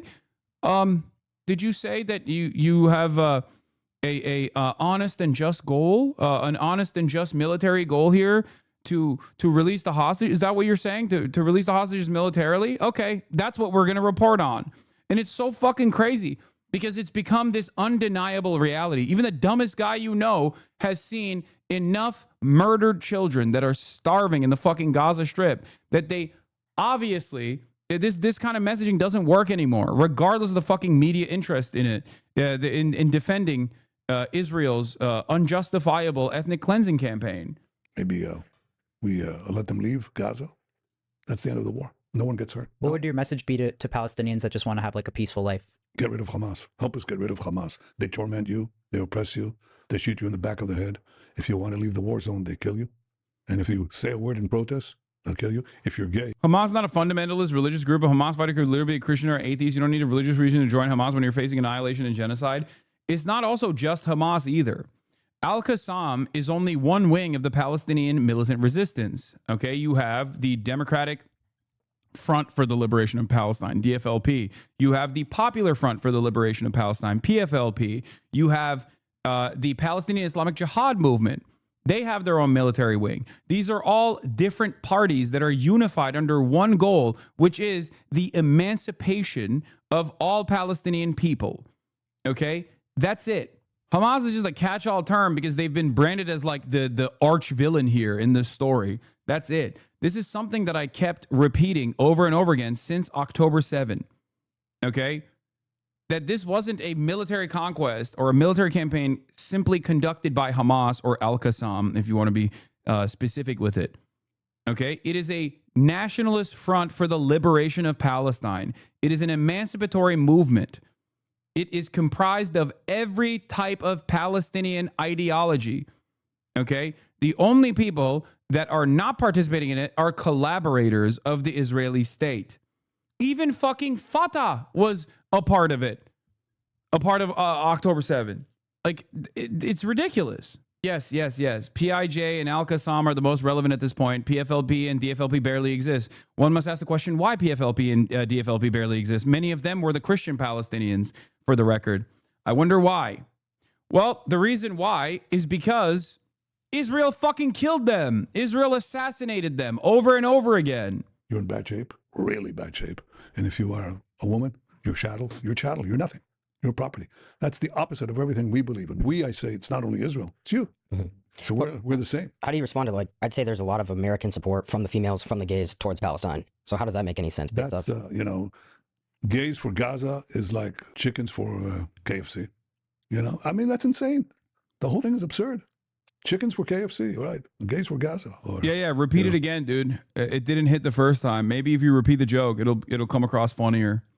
Oh, it's like chickens for KFC. Allyship is not transactional. I don't give a fuck what someone's point of view is. Okay? I don't care. Like I don't look through the logs of every Jewish person that was slaughtered in the Holocaust to be like, I wonder if they've had any problematic opinions. No, that is a fucking crime regardless. You know what I mean? It's so stupid.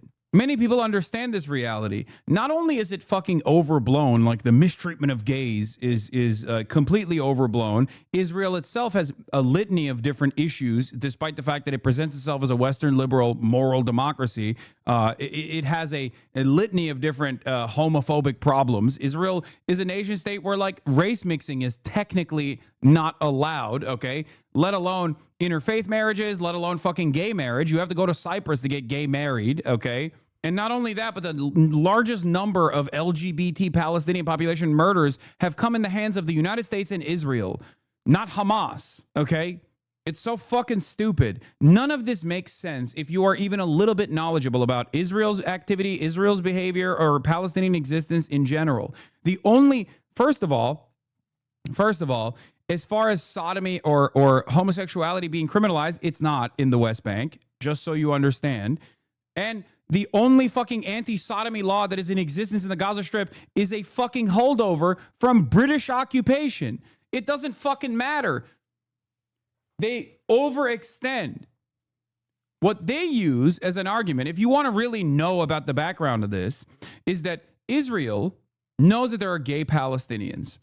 So what they do is they'll send in the Mossad, or they'll use they'll use spyware, or they'll honey trap gay Palestinians and blackmail them with footage of them engaging in homosexual acts to collaborate with the Israeli state, which is inherently a very anti-queer action to begin with. They go in and they literally film Palestinians doing gay shit, and then they blackmail them. And they don't blackmail them because Palestinian society is homophobic. They blackmail them in the same way that you would blackmail anyone with revenge porn, whether it's straight sex or gay sex. It doesn't fucking matter. And then the internal affairs of Hamas, Yahya Sinwar's job straight up was this, okay? He was one of the enforcers of Hamas in his history. The job of enforcers within the Hamas movement, within their civil governance affairs, is to find collaborators and then they execute them, which is fucked up. Okay, I agree. It's incredibly fucked up.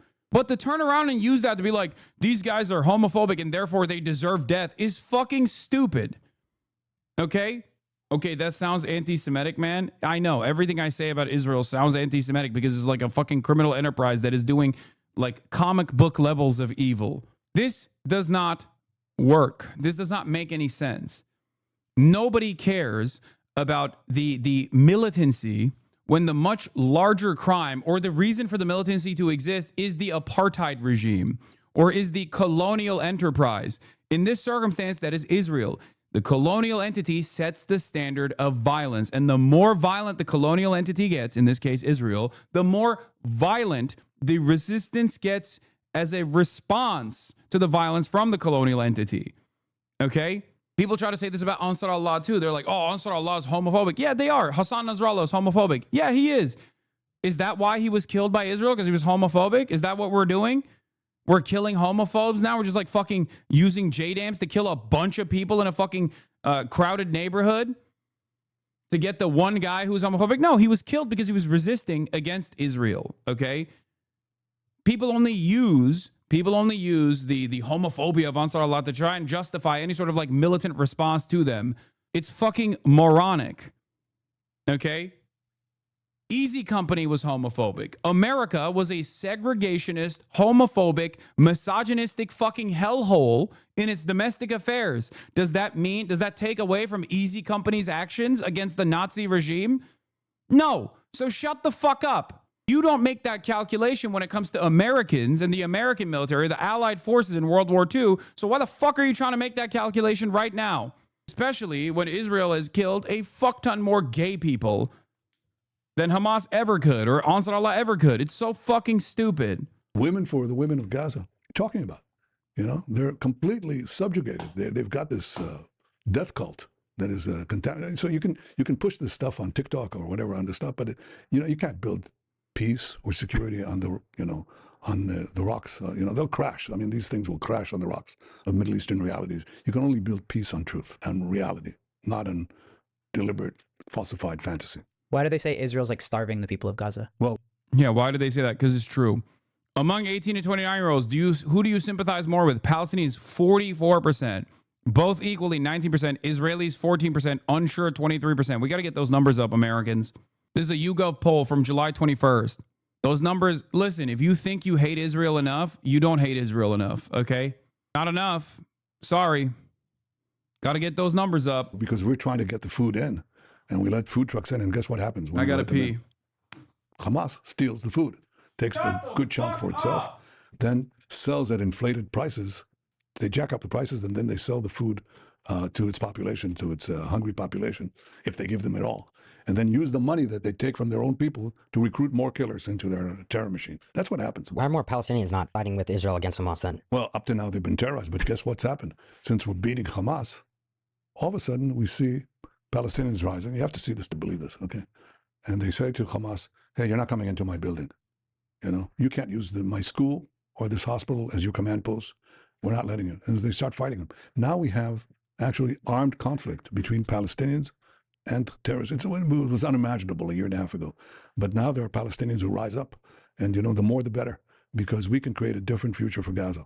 And we should also do something very simple that President Trump said, and it was brilliant. So that's my idea. That's how he cuts to the chase. He says, at the end of this war, the people of Gaza should have the choice. If they want to leave for other countries, they want a freedom of choice. Why are they locked in? Hell, we're not locking them in. Anybody could leave, but Hamas is locking them in. Suppose they want to leave. They want to go to another country, okay? Why shouldn't they have the freedom of choice to do that? Because this is all upside down, The victim of this horrible terrorism is called the aggressor. The people who are oppressed by Hamas are seen as supporting Hamas. Give them a choice. Give them freedom. I can't stand this motherfucker, bro. Hamas is stealing the food, stealing the humanitarian aid. Wrong. No evidence ever shown for this. Complete bullshit. Israel is, even if they were, by the way, Israel has under no obligation to stop the flow of aid into the fucking Gaza Strip because that aid has to reach the civilian population. Wrong. Okay? Not only is there already a mechanism of aid distribution that existed in the fucking Strip that worked, okay, in spite of the horrifying realities, Israel stopped this aid from going in. There are thousands of trucks waiting to go into the fucking Gaza Strip. Israel is the only fucking limit here. Aid, under all of these horrifying circumstances, was still reaching the Gazan population. Israel stopped it for that reason. Israel started with the Mossad and the CIA, the Gaza Humanitarian Foundation, as a scheme. The Gaza Humanitarian Foundation has pitched itself as the only mechanism that can adequately do deconfliction with the Israeli state. Why do they pitch themselves as that? Because they are a de facto part of the Israeli state. They operate in unison with the IDF, American and Israeli mercenaries working on the Strip to offer a crumb of food to the starving Gazan population. It's literally perfidy. It is illegal. That is precisely the reason why the UN and every single humanitarian group has criticized the Gaza Humanitarian Foundation for stopping the flow of aid and becoming the only way to actually give any food to the Palestinians. It's fucking bullshit. Give them a life and give them a future. They can't have that with these Hamas stormtroopers. But the amazing thing is, I come here and I see these protests. The people who are protesting for Hamas and against Israel, they burn American flags. They're not only Nobody cares. I don't give a fuck if they wipe their ass with the American flag. Okay? I don't care. Stop killing them. Stop killing them. It does not matter. Who gives a fuck? I'm serious. Who gives a fuck? It's so stupid, dude. It is ridiculous. Oh, is that why you're doing a genocide? Because they're burning the American flag? Oh, great. Oh, shit. I was so scared. Stop killing children, and maybe they won't fucking hate America any longer. flag of Israel. They burn American flags. They're anti-American. They're not MAGA. They're not supporters. You know, who do they support? You know who they support? They support Iran and its proxy, Hamas or Hezbollah. What does Iran do? Just understand, people who support Iran or speak on its behalf. Iran tried to assassinate President Trump. Oh my God, he's trying so fucking hard.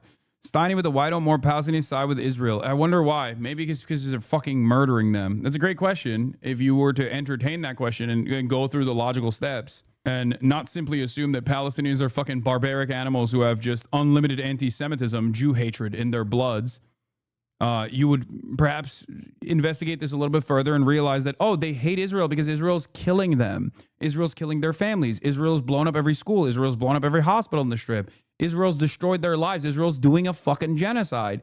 Of course they're going to hate Israel. This is so much worse than the Nelk boys led on in your talk yesterday. Yeah. They relied on me not watching the fucking interview, but it doesn't matter. I was right, by the way. I didn't even watch this interview, and I knew exactly how this interview was going to unfold.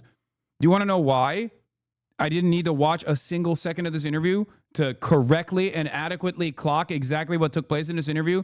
Because there is no other way to defend Israel. You have to say the same exact lies over and over again. And I know that Steiny and Kyle are not equipped to push back against these lies. They're just not. And I've heard these exact same talking points for decades at this point. They have not changed. So it seems like I didn't need to fucking watch the interview to understand exactly why this would be bad. You want to know why I didn't need to watch this interview to know that it would be a bad interview in general? Because of the very fact that Benjamin Netanyahu, who notoriously refuses to interview with Israeli media, went to the Nelk Boys podcast. Because even CNN would probably offer a little bit more pushback than they would. That's it. That's why I told them that they were being used like a fleshlight, okay? They were being used by the Israeli state to do PR. And it's something that, like, you know, I think Steiny also recognized as well, which is why he said, well, you know, people promote stuff all the time, which is why I said this when he said, oh, well, people promote stuff on, they go on tours all the time. They promote stuff all the time on our podcast. They're using you guys to look good. Hassan, anyone goes on a podcast to promote whatever they're doing. We're but they're not. But Benjamin Netanyahu's not promoting a book, dog. He's promoting a genocide. Bro, that's the point. OJ He's not unveiling like a new release. This didn't make it on Reddit too positive for you. It doesn't matter. Redditors in specific subreddits that operate on fuck Hassan more than anything else are lower than dirt. Okay, they have no motion. They only have their echo chambers. They're fucking losers living in an echo chamber, where they just try to find any fucking thing that they can grab onto to be like, no, he's bad. I promise you he's bad. But the reason why they do that is because this kind of shit goes viral everywhere else, and it reaches the eyeballs of normal people.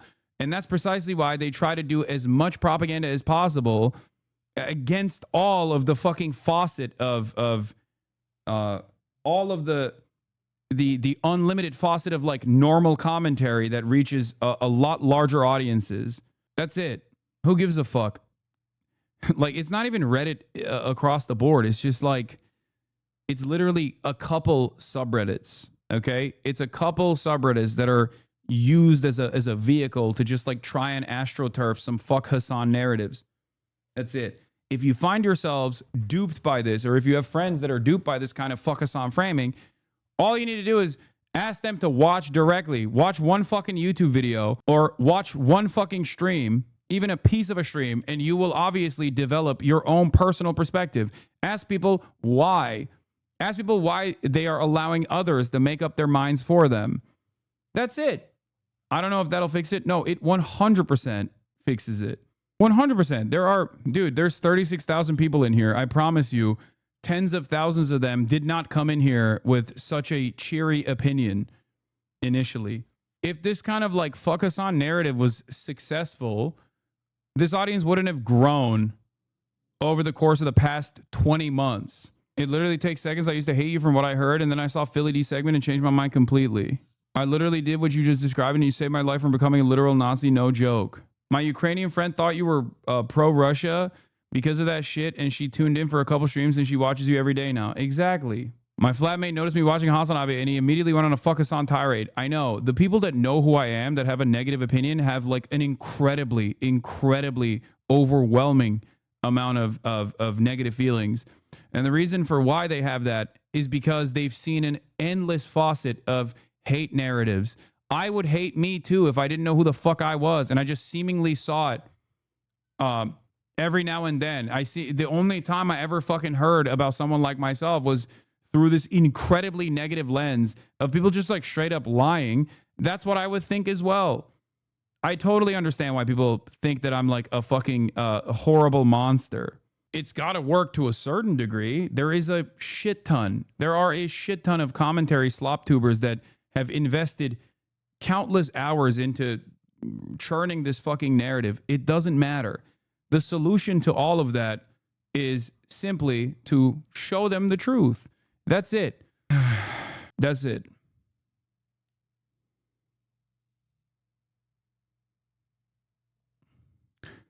While we're having this back and forth, a new plan to settle Gaza with Israelis was presented in the Knesset today. It includes the following elements. 1.2 million Jews. Check my last message. Is never a good thing whenever someone says that. There's an excerpt in Brothers and Others in Arms in Making Love and War in Israeli Combat Units by Danny Kaplan that recounts two Arab men having sex and an Israeli sniper shot one of them in the head just because they have no moral standing on queer rights. Yeah. Oh, I know the story you're talking about. 1.2 million Jews will relocate to Gaza. Okay. All Palestinians will be expelled.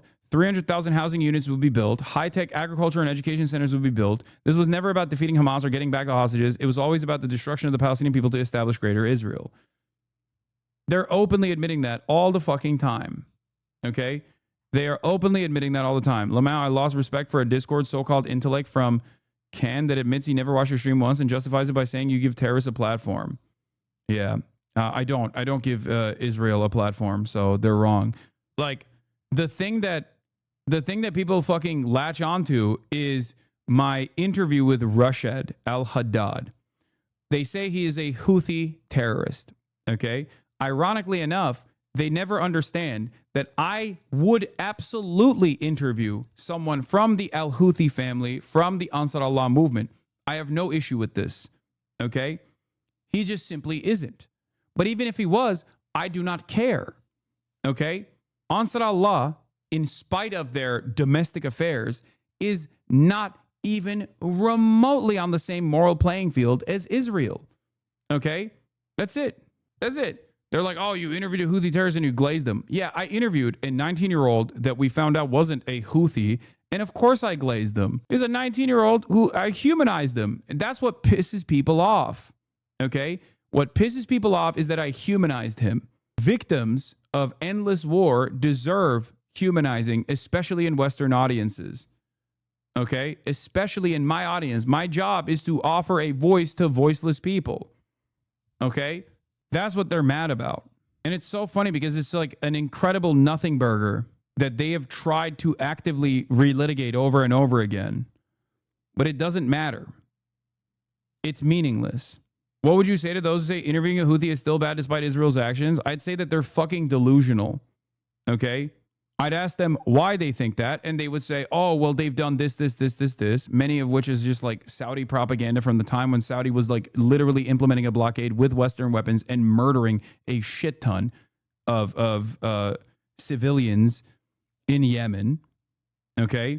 And that I would tell them that, of course, I'm going to interview any kind of militancy that I can within the confines of reason that is resisting against the Israeli genocide. Because if you think that Israel is doing a genocide, then of course people that are resisting against said genocide deserve to be heard. That's it. And if you think that Israel is doing a genocide, but you think all of the people that are resisting against that are criminals that are comparable to Israel's actions, then you don't think Israel's doing a genocide. Because there is no crime more severe than genocide. What's maddening is that this has been obvious from the beginning, but there have been so many people pretending that this isn't just happening. In the Israeli Knesset today, meeting of the lobby of the renewal of Jewish settlement in the Gaza Strip topic, the Gaza Riviera, from vision to reality. This isn't just some right-wing fantasy. They mean it. They're planning what comes after the ethnic cleansing in Gaza. Humanizing militant resistance against Israel's genocidal actions is being morally on the right side against Israel's genocide. Humanizing Benjamin Netanyahu or other Israeli officials that are defending Israel's crimes here is literally doing propaganda for the genocide. That's it.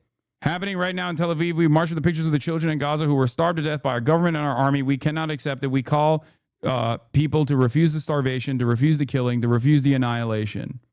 They were behind those assassination attempts? They openly admit. By the way, they put out a price on his head. On mine too, by the way. Smaller price. I'm not offended. They actually put a price on your head? Yeah, 2 days Oh ago. my God. I don't care. I don't care about any of this. Oh, I can't watch the rest of this, dude. It's just so fucking stupid. It's literally an hour-long faucet of Israeli propaganda with no pushback whatsoever. Okay? That's it. I can't watch the rest of this. This is just like unproductive overall. Yeah. I will talk about the other thing, though, that they did, which was also bad. After this interview releases, and they're getting a shit ton of, here, I'll show you once again. They're getting like unimaginable backlash, which I could have told them if Steiny had reached out to me before they released this podcast. I would have been like, do not release that fucking podcast. You're gonna get ass blasted into fucking oblivion. Okay? They turned around and they went to like as many right-wing critics of Israel as they could. But of course, the right-wing critics of Israel that they know, are Holocaust deniers. Sneeko, Nicholas Fuentes, who is literally an open Nazi. Okay, Sneeko, who's a Holocaust denier, Muslim revert that has questionable beliefs on pedophilia. And Myron Gaines, who is famous for yelling at women on his Fuck Women podcast, who also happens to be a Holocaust denier. And then myself and Adam Friedland. So they added insult to injury in their damage control because of the backlash that they were receiving, which is also insane. In an apparent attempt at damage control, Nelk Boys streamed talk with conspiracy theorists, one of whom denies October 7 atrocities, falsely claims IDF is responsible for most deaths. Pro-Trump U.S. podcasters, the Nelk Boys, streamed conversations Monday with several anti-Semitic influencers after the release of their interview with Prime Minister Benjamin Netanyahu, in an attempt to limit the criticism they received from hosting the Israeli leader. The one-hour interview with Netanyahu on the Full Send podcast hosted by Kyle Forgard and Aaron Steinberg, known as the Nelk Boys, was recorded on July 8th during the Prime Minister's visit to Washington and released Monday. Commenters on the podcast, the host for hosting the Prime Minister amid the ongoing humanitarian crisis in Gaza and not asking Netanyahu tough questions on the matter. Zero pushback. You literally just let a war criminal talk freely for an hour to millions of fans. Just horrible, horrible. You guys are truly, one viewer commented. I am so happy the comment section knows how vicious and evil this man is. I can't believe Kyle's humanizing this man. Speechless, I'm at a loss for words, another wrote. Shortly after, the Nelk Boys began live streaming with influencers Sneeko, Myron Gaines, Hassan Piker, and Nick Fuentes, all known for circulating anti-Semitic and anti-Israel conspiracies who offered commentary on the interview. I love that they just like so easily loop me in with these other dudes. Sneeko, who has been banned from YouTube and Twitch for anti-Semitic remarks, said Trump basically owned Netanyahu because the U.S. president pulled out a chair for Netanyahu after meeting earlier this month. How do you put America? Gaines denied the occurrence of mass rapes during the massacre and also claimed that Hamas's goal of the invasion was to capture as many hostages in exchange for prisoners instead of mass killings, adding, a lot of the innocent people that were killed by the IDF in an attempt to prevent Hamas from taking more captives. The ongoing, dude, even when they're talking about like what Sneeko said or what Myron Gaines said, they're not actually talking about the indefensible shit they have said, which is deeply anti-Semitic.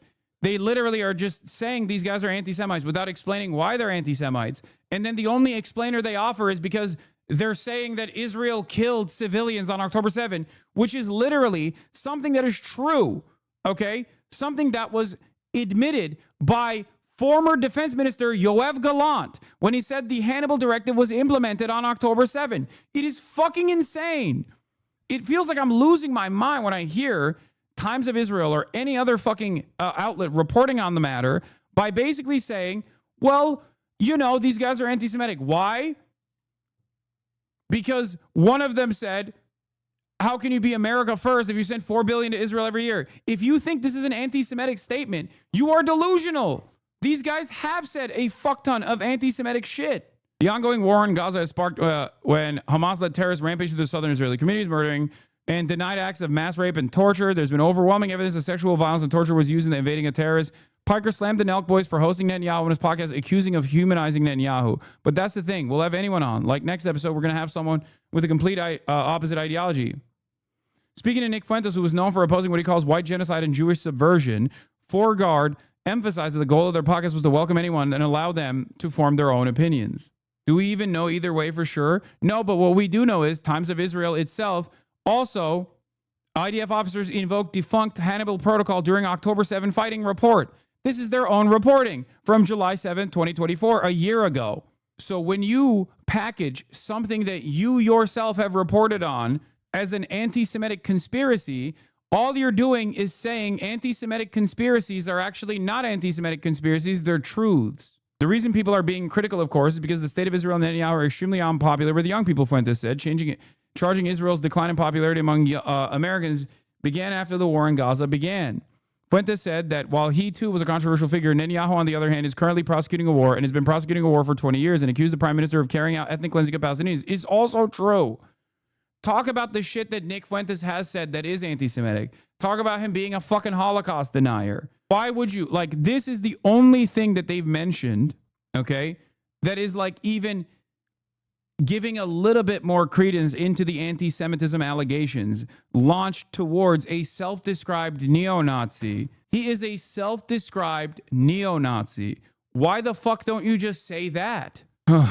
Israel's denied the accusations of ethnic cleansing and genocide in Gaza, saying it seeks to minimize civilian fatalities and stressing that Hamas uses Gaza civilians as human shields fighting from civilian areas, blah, blah, blah, blah, blah. During the podcast, Netanyahu was asked by Steinberg, I think you definitely have a tough job, but why do you think you're so hated worldwide? Oh, this was the saddest part of the fucking interview, but the funniest. Well, a lot of propaganda, first of all. I'm not hated worldwide. He literally is not allowed to fly over certain states. I just received this. I just talked to someone, a rabbi, and he says he just heard from his brother who was in Europe, and one of the countries of Europe. He says he's being flooded. They know he's from Israel. All the people are coming and they say, you did this amazing thing for all of us. The Chancellor of Germany said Israel did the work for all of us. The new Chancellor of Germany said, referring to German Chancellor Friedrich Merz. Not realizing that when Benjamin Netanyahu is such a repulsive figure that he comes out and says, this person actually defends me, that person's approval rating goes down. Just like the Nelk boys' approval is in the shitter now because of their allegiance to Benjamin Netanyahu. Anyway, Ben Lorber reports, Haaretz is reporting that Israel is training MAGA Gen Z influencers to combat the growing criticism on the right. Okay? I don't think it's going to work, but it's important to stay aware of these propaganda initiatives. Founded in 2012 by Rabbi Naftali Tuli Wise, Israel 365 promotes support for Israel based on political, spiritual, and biblical principles. Its affiliated website states that the group stands unapologetically for the Jewish people's God-given right to the entire lands of Israel. I'm going to keep it $1.50 with you. If there was a majority disapproval of Israel among American Jews, they would literally give up on American Jews entirely, and they would only try to farm the evangelical base. This is why I have said time and time again that even if every single Jewish person in the United States of America became a committed, diehard anti-Zionist overnight, okay, that's not the case, but even if that happened, Israel would still do whatever the fuck it's doing, and America would still allow it. This is not about Judaism. This is not about protecting Jews. If anything, it literally harms Jews in general. I hope you understand that. Okay, the largest base of support for Israel in the United States of America is the evangelical Zionists, and even their numbers are diminishing across the board, and the support for Israel is also diminishing generationally, even among Zionist evangelicals. Okay, the ministry's contact with Israel 365, valued at more than 290,000 shekels, 86 grand, was justified by officials citing the group's experience and know-how in creating awareness, engagement, and mobilization of Christian audiences regarding their support for the Jewish people and the state of Israel. Weiss, Israel 365, has dedicated itself to advancing the Israeli far-right's cause with an American evangelical public. The group has achieved this using a digital media wing that produces a steady stream of what Weiss has called biblical journalism, a publishing arm that produces an Israel-themed Bible, along with an array of religious books, a charity wing that raises funds for ventures ranging from farms in the West Bank settlements to winter gear for Israeli soldiers, and a marketing wing that connects Israeli companies with Christian consumers. West Bank settlements, winter gear, Thanks to this outreach, Israel 365 has become an established face of biblical hospital for U.S. Christians. More significant still, has been using the group's advocacy wing, which seeks to strengthen the partnership between Jewish and Christian Zionist faith leaders, politicians, and influencers by organizing a bevy of campaigns, speaking tours, conferences, and summits, webinars, and prayer calls, sign-on letters, and tours to Israel. Led by Israeli religious nationalists, Israel 365, Ben Lorder reports, is basically the Jewish wing of Christian Zionism. They think Christian support for Israel is crucial to fulfill the final stages of biblical prophecy and bring the end times. While they're based in Israel, their main role is to back Christians in fighting the culture war for Zionism in the U.S. Now, with MAGA Zionism in unprecedented crisis, the Israeli government handed them a contract without a tender to get in the trenches. An actual death cult. Of course, no Jewish person believes that the end of times is going to take place, where, of course, the end of times prophecy and the theological underpinning for the evangelical Zionist movement relies on the idea that like Israel will be a Jewish state for Jews only, and then all the Jews will go to Israel, and then Jesus Christ will come back and fight the League of Satan in Megiddo. This is literally what they believe. It's like fucking anime, okay? It's an apocalyptic cult, basically, where Jesus Christ will come back to earth, the rapture will happen, Jesus will fight the forces of Satan in Megiddo, and all of the evangelical Christians will be sucked into the heavens. And you know what happens to the Jews, with the exception of like, what, 114,000 Jews that convert, by the way? If you don't convert, you're also going to hell. All the Jews then burn in hell at the end of that story. So obviously, it's not exact. 144,000 Jews get sucked to the heavens as long as they convert in that moment, on the spot, to evangelical Christianity. And every Jew that doesn't even get that that doesn't make the 144,000 cut, they burn in hell, eternal hellfire, eternal damnation. This is what they believe. Does that sound like a fucking pro-Jewish ideology to you? No, of course it does not. It's not. Having said that, obviously no one fucking believes this shit except for the evangelical Zionists. But no Jewish person actually unironically believes this shit. They just know that these guys are fucking idiotic fools that will defend Israel unconditionally. Way more than Jewish Americans ever will. That is the reality, okay? Because American Jews are getting educated. American Jews are constantly disagreeing with other American Jews and Israeli Jews especially. They have American Jewish interests. That's it.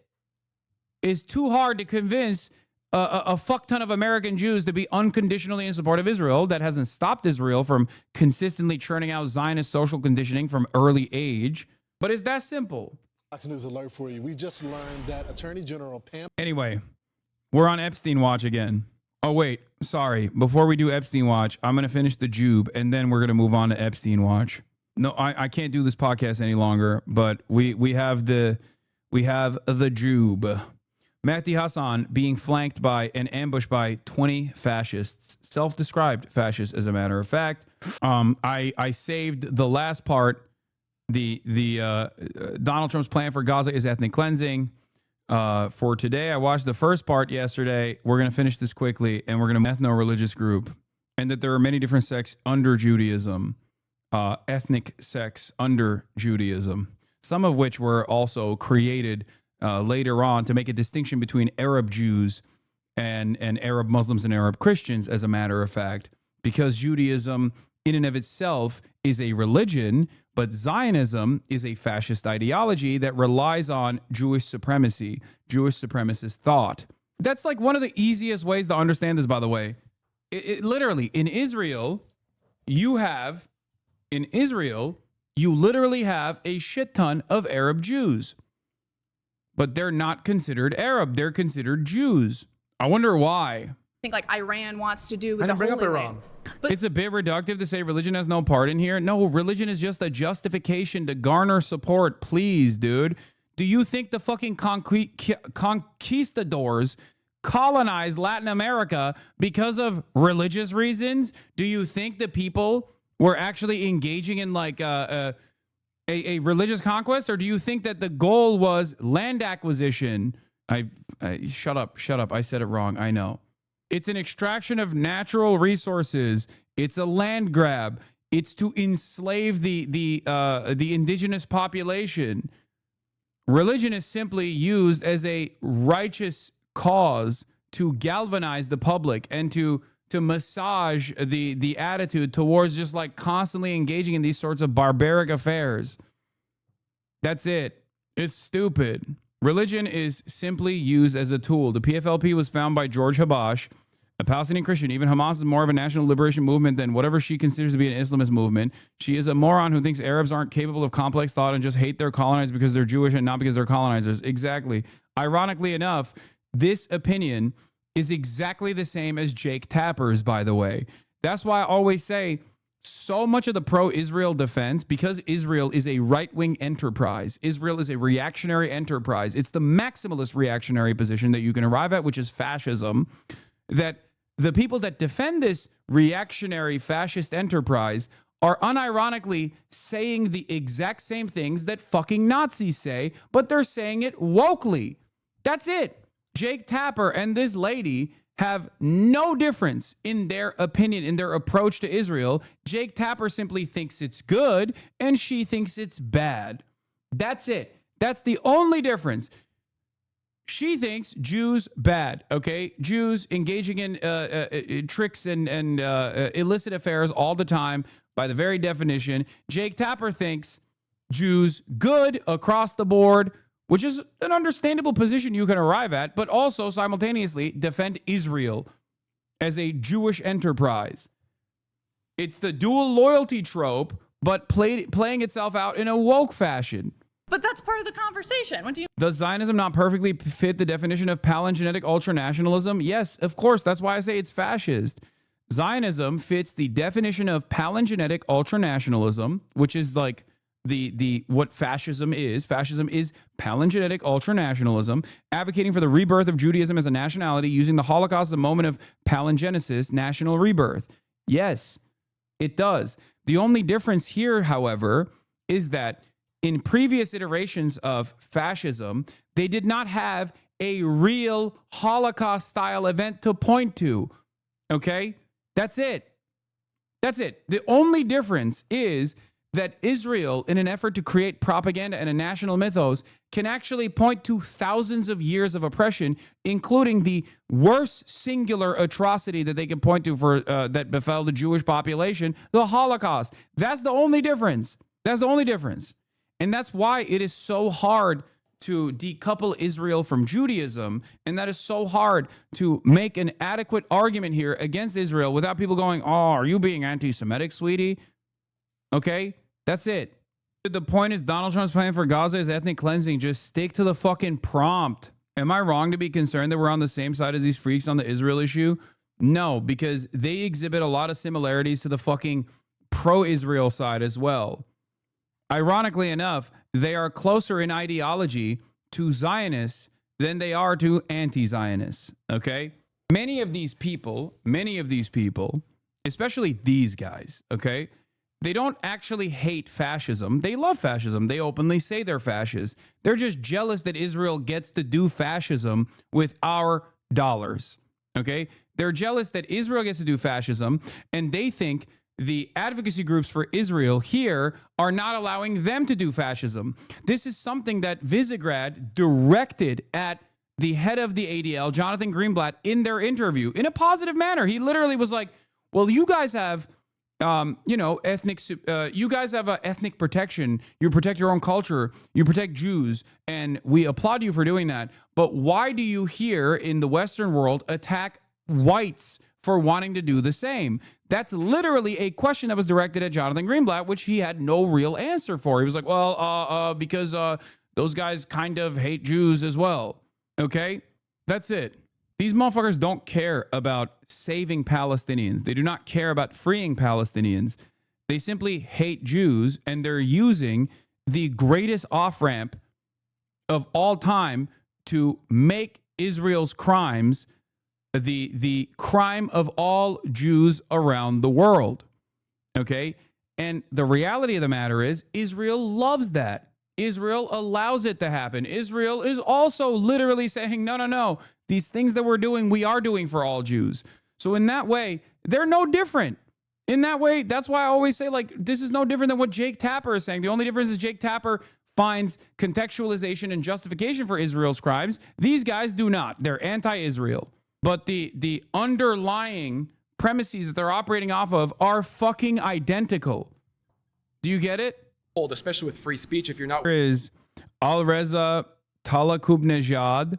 I do think that we're moving in a direction where in a few years, basically zero natural-born Americans will buy the standard boomer AIPAC talking points. They hate us more than they love their children. Israel only democracy. Arab countries are all savage, etc. And it will literally just become some right-wing Iranians and other third-world immigrant groups. Most American Jews I know are liberal and souring on all this quite fast. Evangelicals aren't as powerful as they were 30 years ago either. You're about to see the most diverse group of Israel defenders. Also, this guy said third world immigrant groups is fucking hilarious. This is a crazy disguise that Loserbox put together for this. Yeah. A little optimistic to think that America will exist in a few years. I mean, if it does, and I think it probably still will in some way, shape, or form, it's going to, the Israel Defense Brigade is going to be an eclectic group of some of the biggest white supremacist evangelical Zionists you've ever seen.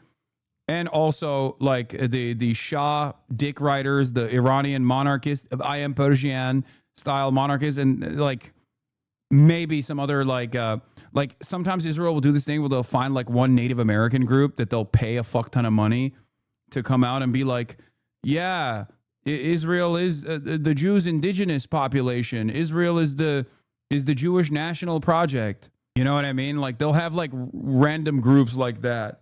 I hope you guys know what I'm talking about. That's a real thing. They do this with like some reactionary, some of the more reactionary elements within like New Zealand as well, where they'll go and like find a group of Maori people, and there'll be like fucking weirdly super pro-Israel and super Islamophobic.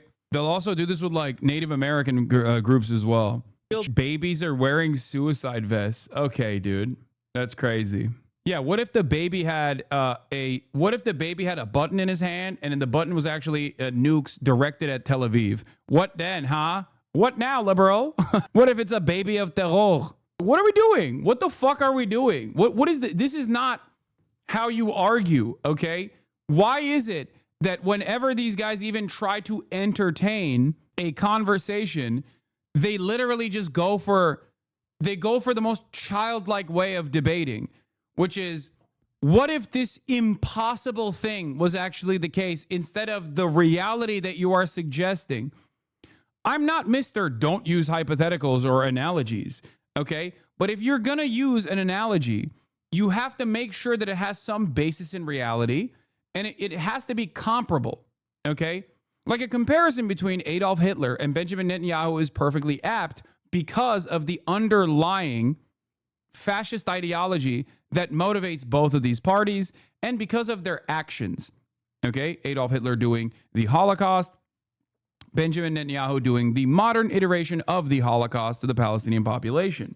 Okay, these are comparable instances, which is why it's a perfectly apt analogy. And if you have a disagreement on that, you can actually try to tackle the underlying comparison that I'm making, right? You could say, I don't appreciate this analogy. Here is why.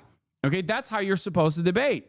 You're supposed to say, I don't appreciate this analogy because, here's a stupid argument you could present. You could say, well, Adolf Hitler killed 6 million Jews, whereas Benjamin Netanyahu has only killed, 100,000 Palestinians, right? Like, oh, the numbers are not comparable or something. That's a bad argument to make, and there's plenty of fucking counters that you can present against that as well. But that's how you're supposed to do back and forth communication. That's how you're supposed to debate, okay?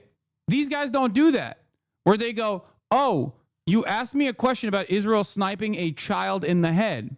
What if that child had an RPG directed at the Israeli sniper rifle? And what if that child also simultaneously had a nuclear bomb strapped to its chest and was entering the Gaza envelope to detonate itself right in the middle of Tel Aviv? What if then? What now? Then you have to snipe the child, right? What if you had to snipe the child? That is a fucking insane argument to make because it has no basis in reality. Like, that's not, like, you can't have a conversation like that. To the promised land. Does watching this serve any purpose? Like, these are the most hateful and dumbest racist shits ever, and listening to this debate is reactionary. As I said yesterday, and since then, in the last 2 days, this has accrued 4.6 million views. At this point, cat's out of the fucking bag, okay? it deserves to be addressed for the purpose of like mass use. Oh, wow. There's 3 people so far. Let's keep counting. We should be nicer to you, otherwise you'll deport us. What a great argument. This is the free speech debate camp. It's not your country, my friend. It's our country, whether you like it or not. Why does Mehdi Hassan put himself through this? He's constantly getting hate crimed and getting called slurs. Will you ever debate actual neo-Nazis like this? No, because this is an utterly unproductive conversation. And I'm pretty certain that Mehdi Hassan, if he knew that he was going to be talking to like people who are openly neo-Nazis and like openly fascists, he probably would have said no to this. Like, you got to understand something. I know that he was blindsided. I already talked to him about this. He thought, oh, I'm pretty sure he talked to Sam Cedar ahead of time, and Sam was like, well, there was like some positive aspects of going on Jubilee. You know, you get your name out there, stuff like that. But Jubilee has farmed the depths of the Nazi well so hard at this point that these are people who are just like openly being like, I am a fucking neo-Nazi. Like, that's crazy. As a crazy fucking person. It is about as productive as like talking to, people hallucinating, like a bunch of people who are unfortunately going through like a schizophrenic attack, exhibiting delusions and paranoia. The reason why you don't, I don't even think that there needs to be any sort of defense of this on constitutional grounds or common law or anything like that. It's super simple. Does this harm America in any way, shape, or form? If the answer is no, then why would you change it? As a matter of fact, it not only doesn't harm the United States of America, it actually helps the United States of America keep a younger population. It's not about the Constitution. I don't care about the Constitution. Disagree, constitutional argument is very crucial. I care about it only as far as it's a fucking appropriate line of defense among constitutional scholars so that the Supreme Court doesn't fuck the bag up. But ultimately, the reasons why I think birthright citizenship is good is because it is good. It's because it actually keeps the American population youthful. It's the way that it will change or stay.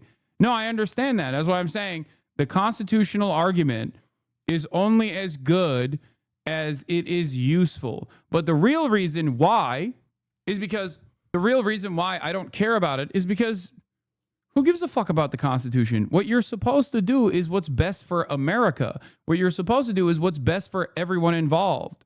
It's a useful tool. It should be just a means to an end and not the end in and of itself. Okay? Because there are, the Second Amendment in its modern interpretation has been incredibly dangerous for American welfare, for American safety. It should be reinterpreted. It should be readjusted or outright thrown out because I care about public welfare than I do about holding on to whatever kind of fucking interpretation we've decided now is the appropriate way to interpret the Second Amendment. That's it. Why? What is the reason? What is the reason? Are immigrants constituting a threat to American safety, American security? Are they a burden on the American economy? The answer to these questions they range from fuck no to of course not. Okay? So what is the reason why you want to purge? What is the reason why you want to purge the ranks of people that you consider to be immigrants that are less worthy of being here? That's it. He says yes, but it's not correct. There is guys, if you say yes to those, you have to answer why you think that is the case, which is ultimately arriving at the point that I was making. It's some other secretive reason as to why immigrants are constituting a threat to American safety. Because if they were to say immigrants are more likely to do crimes, that's wrong. There's information on this. It is the exact opposite. Okay? Undocumented non-citizens and documented non-citizens alike. If you add all immigrants into the fucking pile, the numbers don't even compare to the natural-born U.S. citizen crime rates. Okay? The underlying reason as to why so many of these people have enmity towards migrants is just racism. That's it. They're just scared. They've been told that these guys are bad and wrong. Some people legitimately believe that. Some people know better and still make this argument because they just want to purge the ranks and basically make the gene pool clean and pure. Do you understand? That's it. Wait, it doesn't matter. The entire point of that was to literally, the entire point of that is the recognition that migration is not a problem.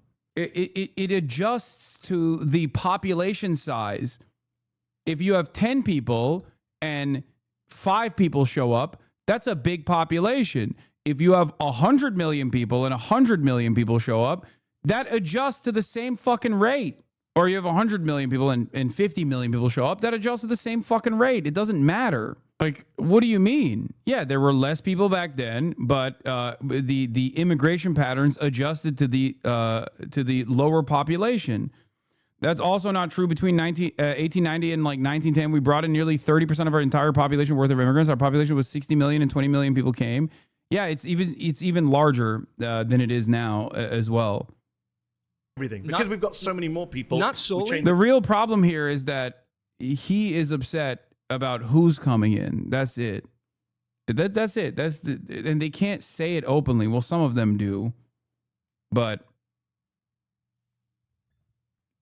they can't just like some of them are too shy about revealing their actual position, which is that ultimately they think like people from certain countries are inferior and they're brown, and that is a position of inferiority, and that white people are superior and they're being replaced. Dude, no, like every person on U.S. soil is stateless until they reach high school and they take a citizenship test is so stupid because they literally can't take advantage of any of the amenities. Like they can't go to school, they can't travel.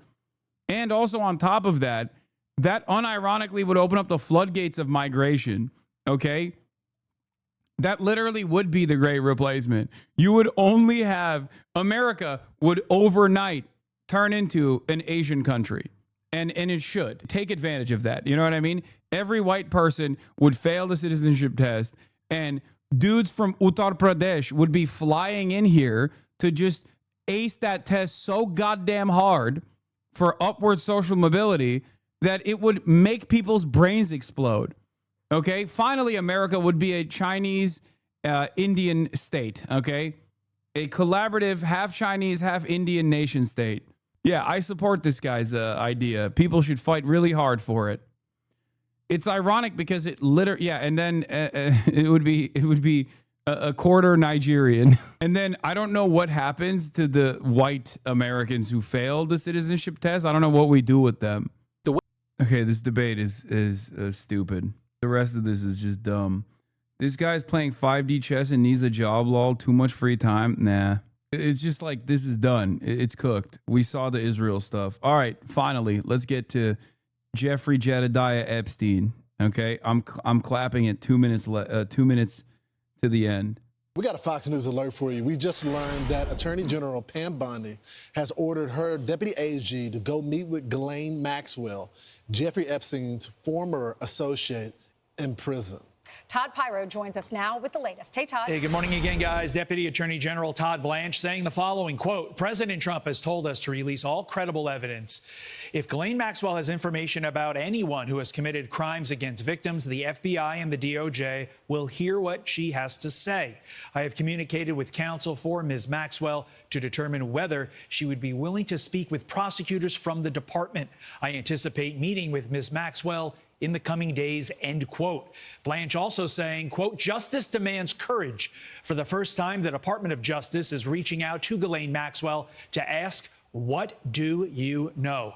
FBI Director Kash Patel also signaling his support for the move, reacting online earlier saying, get it. Ghislaine Maxwell is the only associate held criminally or civilly liable in connection with the allegations against Epstein. President Trump called for grand jury transcripts to be unsealed, and the DOJ filed the motion for that on Friday. Back over to you. All right. Thanks, Thank you, Todd. Epstein back in the headlines. I'm Steve Doocy. I'm Brian Kilmeade. And I'm Ainsley Earhart. And click here. Maxwell attorney says, we are grateful Attorney for convicted sex trafficker of minors Ghislaine Maxwell, we are grateful to President Trump for his commitment to uncovering the truth in this case, and says they're already in discussions with the administration. I can confirm that we are in discussions with the government and that Ghislaine will always testify truthfully. The fix is in. We are grateful to President Trump for his commitment to uncovering the truth in this case, David Oscar Marcus says. We have no other comment at this time. Oh my God. Oh my Lord. The Justice Department now putting out a new statement and saying it could meet with Ghislaine Maxwell in the coming days. She is the longtime associate to the late and notorious sex offender. Maxwell is currently serving a 20-year prison sentence. She said 2 years ago that the Prince Andrew pic is fake. That's so crazy. After she was convicted of conspiring with Epstein to sexually abuse minors. The Justice Department now saying, and it's a lengthy statement, but in the part of the statement saying this morning, if Ghislaine Maxwell has information about anyone who has committed crimes against victims, the FBI and the DOJ will hear what she has to say.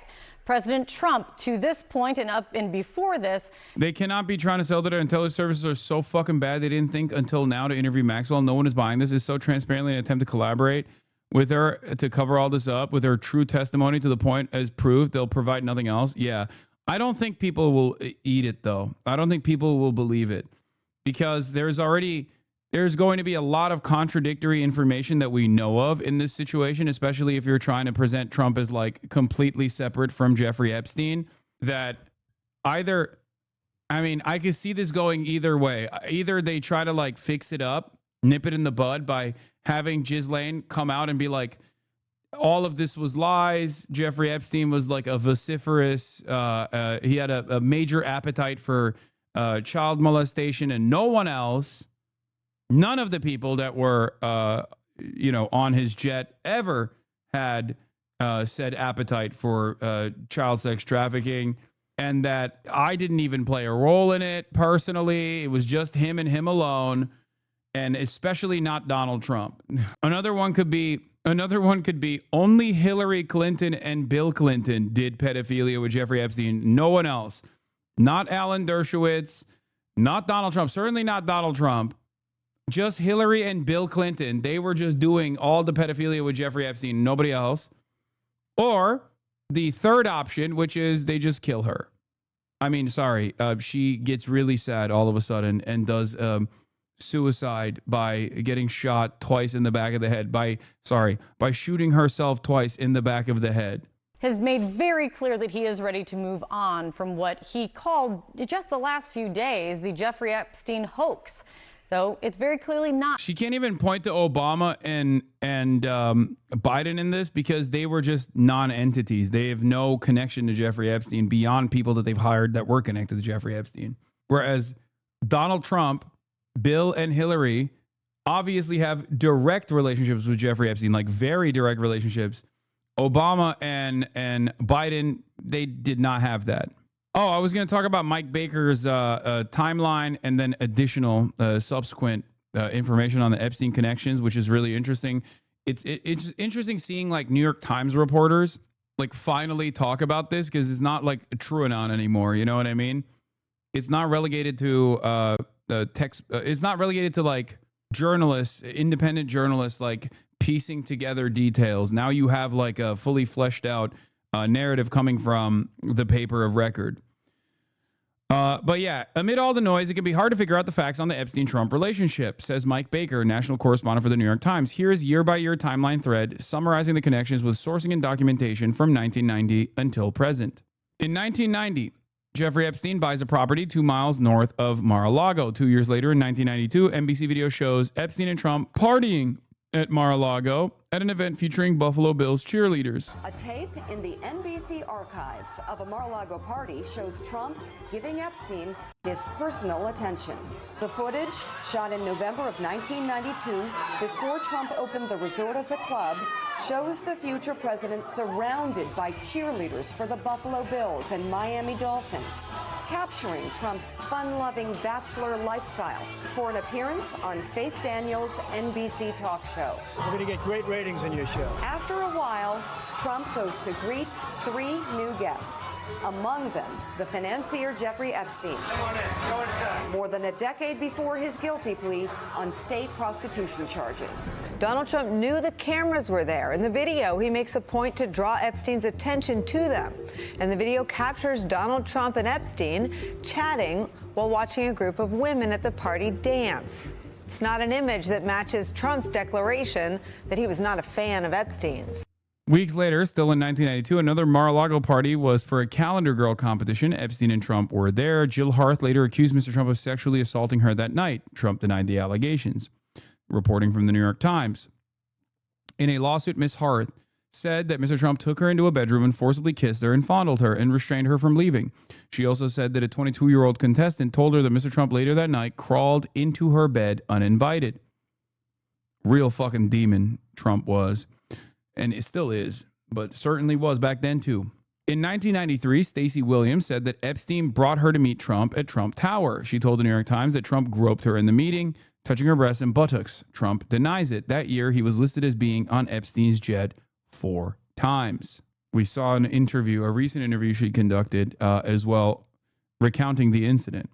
In 1994, he was listed as being on Epstein's plane on one day. In 1995, Maria Farmer said she encountered Trump at Epstein's office. She said Epstein entered and said, "She's not here for you." The White House says he was never in Epstein's office. Trump was listed on Epstein's plane once that year. Ms. Farmer said she recalled feeling scared as Mr. Trump stared at her bare legs. Then Mr. Epstein entered the room, and she recalled him saying to Mr. Trump, "No, she's not here for you." The two men left the room. Ms. Farmer said she could hear Mr. Trump commenting that he thought Ms. Farmer was 16 years old. After her encounter with Mr. Trump, Ms. Farmer said she had no other alarming interactions with him and did not see him engage in inappropriate conduct with girls or women. In 1996, records show Farmer complained about Epstein to New York Police Department. She said she told the FBI to look at the powerful people in Epstein's world, including Clinton and Trump. She said she had no evidence of them doing anything criminally wrong. In 1997, Trump and Epstein are spotted at a Victoria's Secret Angels party in Manhattan, the left photo here, and also photographed together at Mar-a-Lago on the right photo here. Trump was listed on Epstein's jet once that year. In 2000, Trump and now wife Melania were at Mar-a-Lago with Epstein and Maxwell.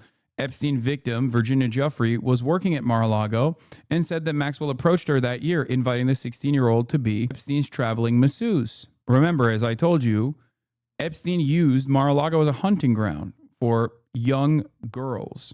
In 2002, Trump tells New York Magazine that Epstein is a terrific guy. He's a lot of fun to be with. It is even said that he likes beautiful women as much as I do, and many of them are on the younger side. This was a positive article in New York Magazine. International money man of mystery, Jeffrey Epstein, and all of his wonderful friends. He's pals with a passel of Nobel Prize winning scientists, CEOs like Leslie Wexner of the Limited Socialite, Ghislaine Maxwell, even Donald Trump. But it wasn't until he flew Bill Clinton, Kevin Spacey, and Chris Tucker to Africa on his private Boeing 727 that the world began to wonder who he is. International money man of mystery. That's right, Chris Tucker. It's true. In 2003, according to the Wall Street Journal, Epstein received a 50th birthday message bearing Trump's name. The message, according to the Journal, included the outline of a naked woman and Donald written as the pubic hair. This is the letter where he was like, "Ooh, we have secrets, we have mysteries, I'll never tell a soul." In 2004, Trump and Epstein battled for control of a Palm Beach property. Trump won. Trump has since said he is not a fan of Epstein and that he kicked Epstein out of his club for being creepy. In 2006, records show that the FBI came to speak with Epstein victim Maria Farmer. She said that the conversation included her reiterating her 1995 encounter with Trump and concerns about all the powerful people around Epstein. The FBI notes released are so far heavily redacted. In 2020, during an Oval Office meeting, a year after Epstein's death, Trump brought up an article that had been published about Maxwell. As Maggie Haberman from the New York Times reported in her book that Trump asked, "She say anything about me?" Trump raised Ghislaine Maxwell link with AIDS. Perhaps he was worried. Weeks later in 2020, Trump spoke about Maxwell publicly and said several times, "I wish her well." If you recall, this was the weird interview that he had. Mr. President, the other day a reporter asked you about Ghislaine Maxwell. You said, quote, "I just wish her well, frankly. I've met her numerous times over the years, especially since I lived in Palm Beach, but I wish her well, whatever it is." Mr. President, Ghislaine Maxwell has been arrested on allegations of child sex trafficking. Why would you wish such a person well? I don't know that, but I do know that She has. She's been arrested for that. You know her that. friend or boyfriend, Epstein, was either killed or committed suicide in jail. She's now in jail. Yeah, I wish her well. I'd wish you well. I'd wish a lot of people well. Good luck. Let them prove somebody was guilty. I mean, do you know that? Oh, so you're saying you hope she doesn't die in jail? Is that what you mean by wish her well? Her boyfriend died in jail, and people are still trying to figure out, how did it happen? Was it suicide? Was he killed? And I do wish her well. I'm not looking for anything bad for her. I'm not looking bad for anybody. And they took that and I mean, they she's made a it child such, sex, alleged child sex such a trafficker. big deal. But all it is her boyfriend died. He died in jail. Was he killed? Was it suicide? I do. I wish her well. Incredible. This year, Trump has called the Epstein files a hoax and a smear campaign by the Democrats. He has criticized those, including many who supported him, who have clamored for their release. Intrigue over the Epstein files, but I do want to ask you to clarify something you said this morning. You said this was all a hoax. Has your attorney general... Like you said before, whenever else do you hear him talk like that? That much charity? Never. Trump is notorious for never really offering any charity to anyone at all, especially a person that is like is going to harm him by association. It's alarming. It is one of, I think, the most shocking parts about this relationship that shows that invites a lot more scrutiny, that it shows that the connection between Donald Trump and Jeffrey Epstein and Ghislaine Maxwell is perhaps more important and goes deeper than we think. Told you this was a hoax. What evidence have you seen? No, I know it's a hoax. It's started by Democrats. It's been run by the Democrats for 4 years. You had Christopher Wray and these characters and Comey before him. And it's a bad group. It started, actually, look at the Steele dossier that turned out to be a total hoax. The 51 agents, the intelligence, so-called intelligence agents, it was a hoax. It's all been a big hoax. It's perpetrated by the Democrats. And some stupid Republicans and foolish Republicans fall into the net. And so they try and do the Democrats' work. The Democrats are good for nothing other than these hoaxes. They're bad for policy. They're bad for picking candidates that can get elected. Like in New York, we have a communist running. He may get elected too, actually, but he'll destroy the city. It's I call it the Epstein hoax.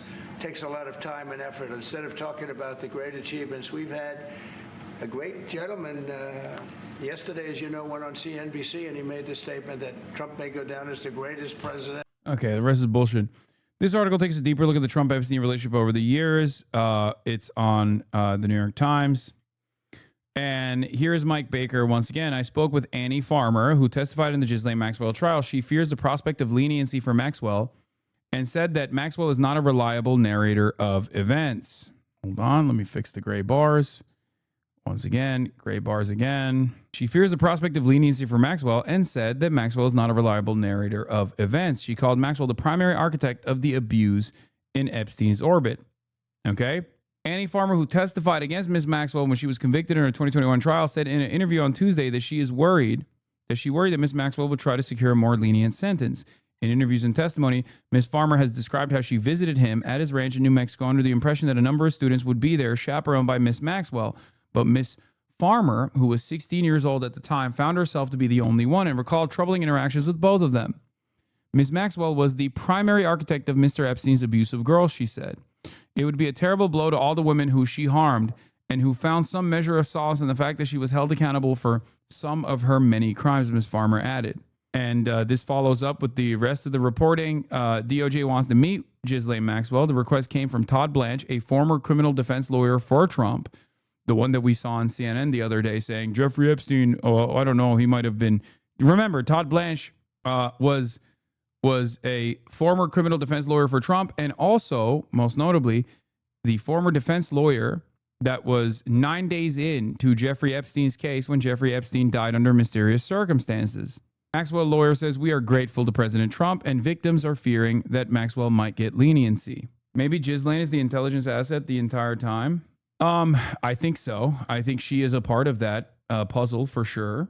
Alan Dershowitz has also demanded that Maxwell be interviewed. You think Ghislaine Maxwell is going to appear for a deposition before House Oversight and implicate herself in any way? Get out of here. Dumb. I mean, listen, I think it's great. Mike, kudos to you, Burchett, and others for voting on this. But you know what? She's not going to implicate herself. She's appealing her convictions and sentence. You think she's now going to roll into Congress and be like, I totally did all of this and then some, and let me tell you all the people that were doing it with me. Stop the insanity. Oh, wait, that's a Jillian Michaels thing, right? And we don't like her because she's fucking gone full MAGA. Stop the stupidity. I'll just say that. Stop the stupidity. It's just like the grand jury records on sealing. It's just like this Todd Blanche meeting with Ghislaine Maxwell. Look, we're never going to implicate ourselves in a way, if we're criminal defendants, that's going to sit there and just do the pile-on. And we're going to have a whole other conversation on this channel about double jeopardy attaching because she's gone to trial, etc. But I think Ghislaine Maxwell is a wild card. And because she's not predictable in terms of what she's going to say and do, I think this administration is just going through these motions of acting like they're trying to aim for this transparency and to get this accountability when we all know it's just not going to happen. I think, yeah, everyone is hating on Midas Touch. Okay, shut up.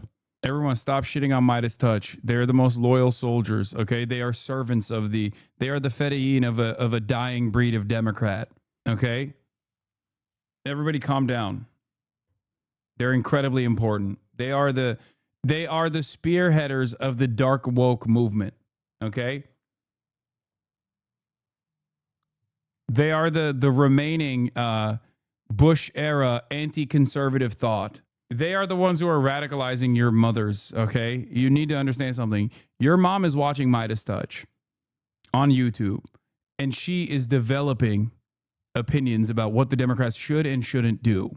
They're the ones who are radicalizing the wine moms into saying Hakeem Jeffries should die to save America. Anyway, let's get back to the Epstein case from CNN. Going away. So the president has shifted to say he supports transparency and... Damn, this guy's good.